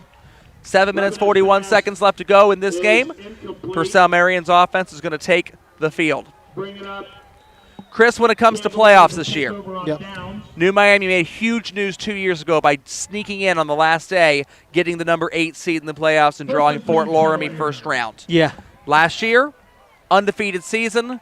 They get a nice little Minster win over Marion Local in Week 9 that gives them the inside track to the number 1 seed, which they wrap up. This year, they're already clinched a playoff berth. Right. Everybody's already clinched a playoff berth. Purcell Marion's already clinched a playoff berth. All those big boys and all the small boys, anybody who wants into the playoff, like an Indiana-style playoff system, is going to be into the playoff bracket. Yeah, and now it's based off of coaches' polls, correct? That's correct. Yeah, so coaches are going to find out where, according to their mentality or their knowledge of what these programs are all about. I'm really curious how this is all going to play out seeding-wise for New Miami. Here's a snap to Elijah Gay. He's loose. He's got a lot of yardage there. That guy's flashy, and they've got him in the open field. Diving attempt for Jordan Robinette is not going to make it, and we have a very long 58-yard touchdown run for Elijah Gay coming in off the bench for Purcell Marion. I can only imagine what the sideline is looking like if you're New Miami Vikings. If you're Stuckert and company, you're just prolonging this game. Honestly, as a program, you're already up. You're prolonging your win. Well, here's the trick here. Purcell Marion has caught a little lightning in a bottle offensively here. Elijah Gay, I doubt, is much of a threat to throw the football. It's basically lining up there with the tailback. But when the Wildcat was becoming in vogue in the NFL, one of the trick there is you can't account for the quarterback there. Right. Now, this is a huge 2-point conversion, Joel. Here's Isaiah, the quarterback, going to try to throw it, and it's going to fall low to the ground and incomplete. Intended for number 15, that's Xavier Hoover. Yeah, if they would have gotten that 2-point conversion, Joel, that notched a two-possession game. I know, right? You're looking at this and thinking, my goodness, it's an 18-point game. 7:30 remaining. Purcell Marion does have 2 timeouts left. New Miami is going to continue predictably working on the clock here. No doubt about that. But they got to be a little careful here because Purcell Marion's offense all of a sudden feels like they can accomplish a little something. Yeah, momentum's the key for Purcell. I mean, they definitely have it. Elijah Gay back there has given them a little spark, and it's like telling everybody in the world, you're going to run the football, but now you got to stop us. And Elijah Gay is slippery. I mean, you saw him out there in the open field there bouncing around there. We're looking at Coach Stuckert and New Miami there trying to regroup on the sideline. They got an 18-point lead. You only got 7.5 minutes. This would be a lot worse if it was still the third quarter. Yeah, I agree. Fourth quarter, you're all right. Just got to get your feet underneath you. If you can get a couple first downs on this next drive here, you can make things really, really miserable for the Cavs and their bid to try to shock the world here. 30-12, New Miami. But yes, Chris, everybody makes playoffs this year. Yeah. And it's going to be a coach's poll taken at the end of the games played week 5. Okay. So the Week 6 games will not factor in to seeding at all. So September. some of these teams will only have 3-4 games in. To consider. That's Right. correct. If you have a COVID outbreak or whatever, you miss a game or two, then all of a sudden, your coaches are trying to base this a lot on theory. Here is your onside kick, and it is fallen upon by the up man. Squib kick is Looking to see who got that. I think it was Spivey. Yeah, 42. I think well, on a situation like this, your special teams coach is just like, just grab it. Grab it, Grab it, go fall down, fall on the ground. keep the offense on the Right. field. Exactly. So what I'm curious with New Miami and seeding, they went undefeated last year. This might be their toughest opponent on the schedule this year. If they go undefeated this year, or if they're 4-0 after Week 5, because that's when the voting will be done, Right. everybody will know that they haven't lost a regular season game since 2 years ago. Right. But I wonder also, with the New Bremen result the way that it was in the first round of the tournament, how many coaches that know about that will think, well, they went undefeated, but maybe we're going to give a little extra seeding to some of these Midwest Athletic Conference schools, Marion Local, New Bremen, some of those guys. I don't know what's going to happen. I think we've talked about that before. Honestly, when New Miami took the field against New Bremen, Yeah. it was a no-brainer. New Bremen plays a style of offense and honestly defense as well, according to their opponents. Yeah. And I think it was one of those things. The where line play was so big Right. and so difficult for New Miami to deal with, not because they weren't good, but because they hadn't seen that Right. having lined up against them. Right. So yeah, I think coaches may take that into I consideration. wonder what's going to happen there. I just it's hard to say with a poll because a poll is such an inexact science. Trey Robinette is going to get about a yard there. Might have had a lot more if he had not been tripped up right there at the end by Purcell Marion, number 5, Artemis Sorter. Let's go back to that, Joel. The conversation regarding the seeding. Yeah. I think at this point, I don't really think that teams are going to care. Right. Like, we're just going to We're play Week in, 7. we'll play whoever we play against. Right. Because eventually you're going to have to play the best. That's right. So. I've been wondering if teams would try to run up scores in other games just to try to send a message. And the other thing I kind of wondered, too, Joe Idle is still keeping the Harbin points. JoeIdle.com will have the Harbin points updated. It will not have the force of any law or anything, but I wonder how many coaches are going to pull out their phones as they're trying to figure out where they're going to rank these guys and use those computer points a little bit to say, well, maybe this is one point of reference we can use to see who's where. Trey Robinette tackled right down at the 6, and he's going to be given the first down. I think he earned it anyway. And it's going to be 1st and 10 for the Vikings. Clock will pause at 6:26, and then we'll resume as soon as the chains get set. Referee looking. First down, Vikings. And the referee with the white hat, you got to look at him at the very left of your television screen there, or your computer screen, and there is the winding of the clock. And you can see it start winding. That's the way it's done mechanically, Chris Vogt. There it is. September 17th. That is the cutoff when every high school must declare to the OHSAA whether they are in the playoffs or whether they do not want to be into the playoffs. So every school will have that decision to make also. I'm assuming the ones that are playing are going to want to be in. Oh, absolutely. I don't know. It's kind of one of those things where it's like, if you're hungry, you got to eat. That's right. Give me a Week 7 game. I don't care against who, and let's see how it works. Spivey's going to carry it up the middle, meets the linebackers, and he is brought down by, trying to see, there's a mess of bodies in there. Who's getting up? 53. That would be Stoney McKinney. But a nice little 5-yard gain for Spivey as the Vikings continue to work on the clock and ice this game away. You think when you're up 30-0, it's going to be easy. All of a sudden, Purcell Marion came out to play a little bit in the fourth quarter and made this a little tougher than you might want it to be, Chris. Right. Well, and I think that's one of those things where if you're Andy Stuckert, you're going to go to the drawing board after that and say, guys, let's fix what we did and fix what they did against us. Right. Some things just shouldn't happen. Robinette sends both of his wide backs to the opposite sides. Men in motion. Double wide back, shotgun formation with Spivey off to the side of him. Here's the snap. It's going to be a handoff to Spivey. Runs behind his line. No gain there on the play. Third Helmet down comes and off. 6. Somebody's hitting the bench. There it is. There it is. Here comes another one of the big boys from New Miami. That's 57. Jacob Myers coming off the field. He's played a nice game tonight. The whole offensive line has had a really nice game for New Miami. I think it's hard to go throughout a game without giving props. It is. It is. The unsung heroes of all football game are every in the level. trenches. They're in the trenches. Every level. And how many times the only guys you see are the ones that are penalized, and that's why you know who they are, right? Yep. So they played well tonight. They really have played well tonight. Playoff-wise, we'll find out after 5 weeks where they seed them. The other thing that's going to be really interesting, Chris, if you go to joeidle.com or anybody that's going to Joe Idle looking at the playoff points or whatever, he has them by division, but not by region. Okay. And that is also interesting. We'll call this play here as Robinette looks to throw deep and gets sacked.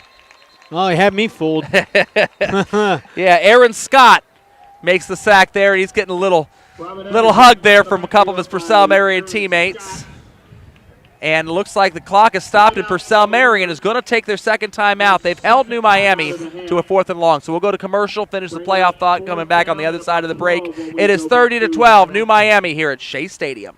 Performance Toyota Superstore invites you to save. Money, that is. Overstocked pre-owned vehicles have forced us to wholesale direct to you. Our loss is your gain. Everything is on sale. Cars, trucks, vans, SUVs. Every deal will be made. Keep your stimulus check and just show up and drive. If you want it, we've got it. Every style, every color, every model. It's used cars for everyone. Only at your Performance Toyota Superstore. Go to performancetoyotastore.com.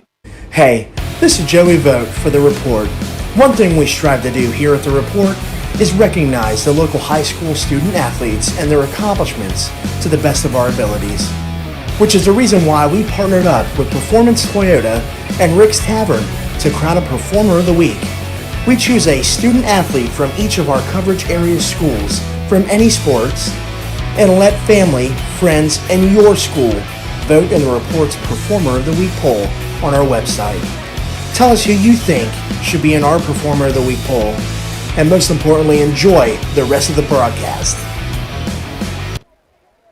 Back at Shea Stadium, Joel Sackenheim, Chris Vogt. Chris, is this the first time that New Miami has ever been live on television? I don't know. I can't answer that for you.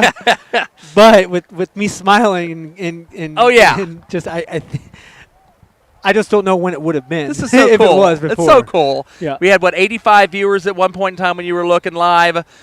Many of them are back home in the village, probably. A couple Purcell Marion fans that couldn't make it, grandparents maybe watching on their computers or on their smart TVs. It's pretty cool here, high school football in 2020.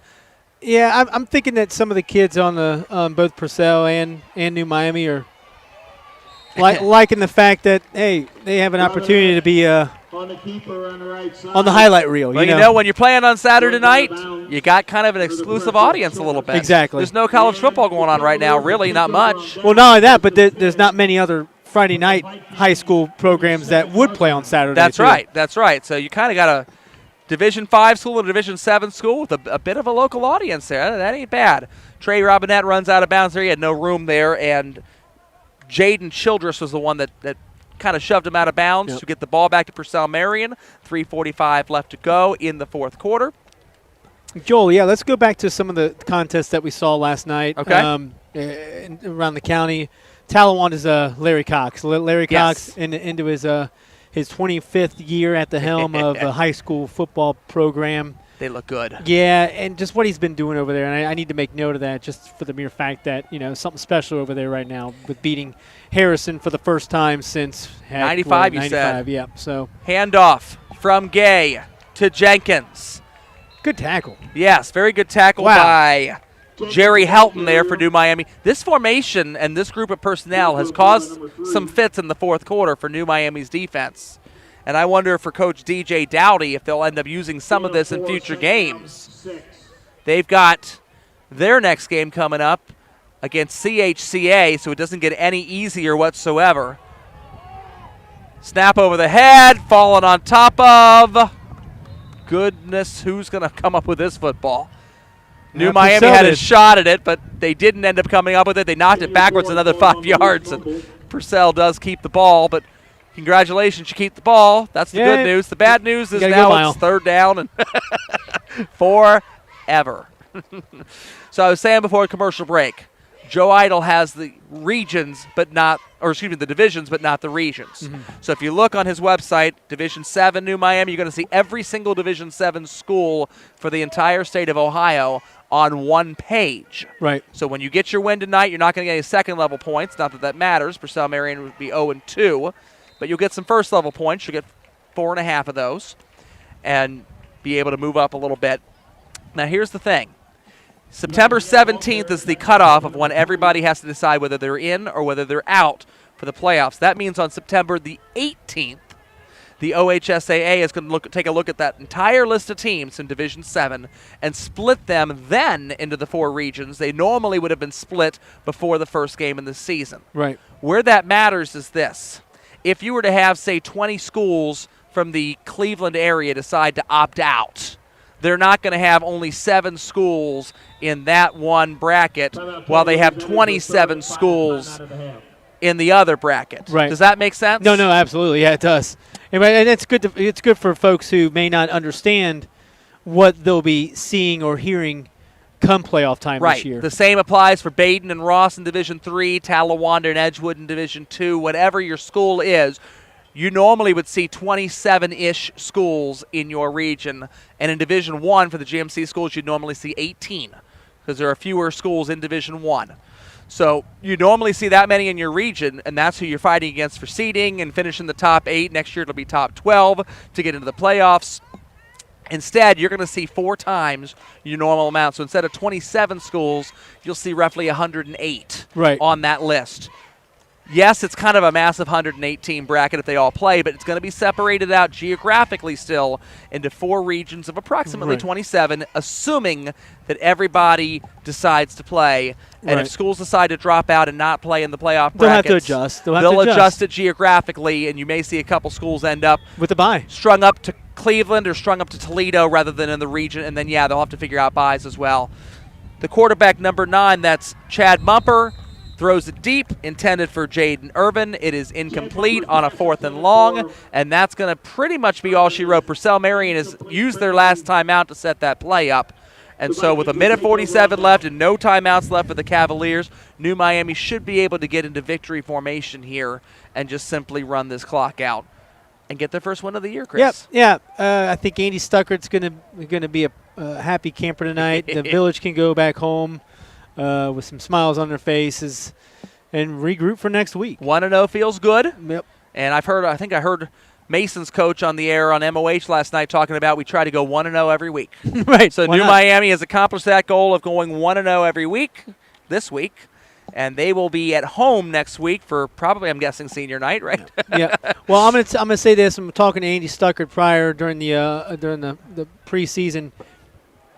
He knew coming in that he's got a senior class that is capable of putting some damage on some programs.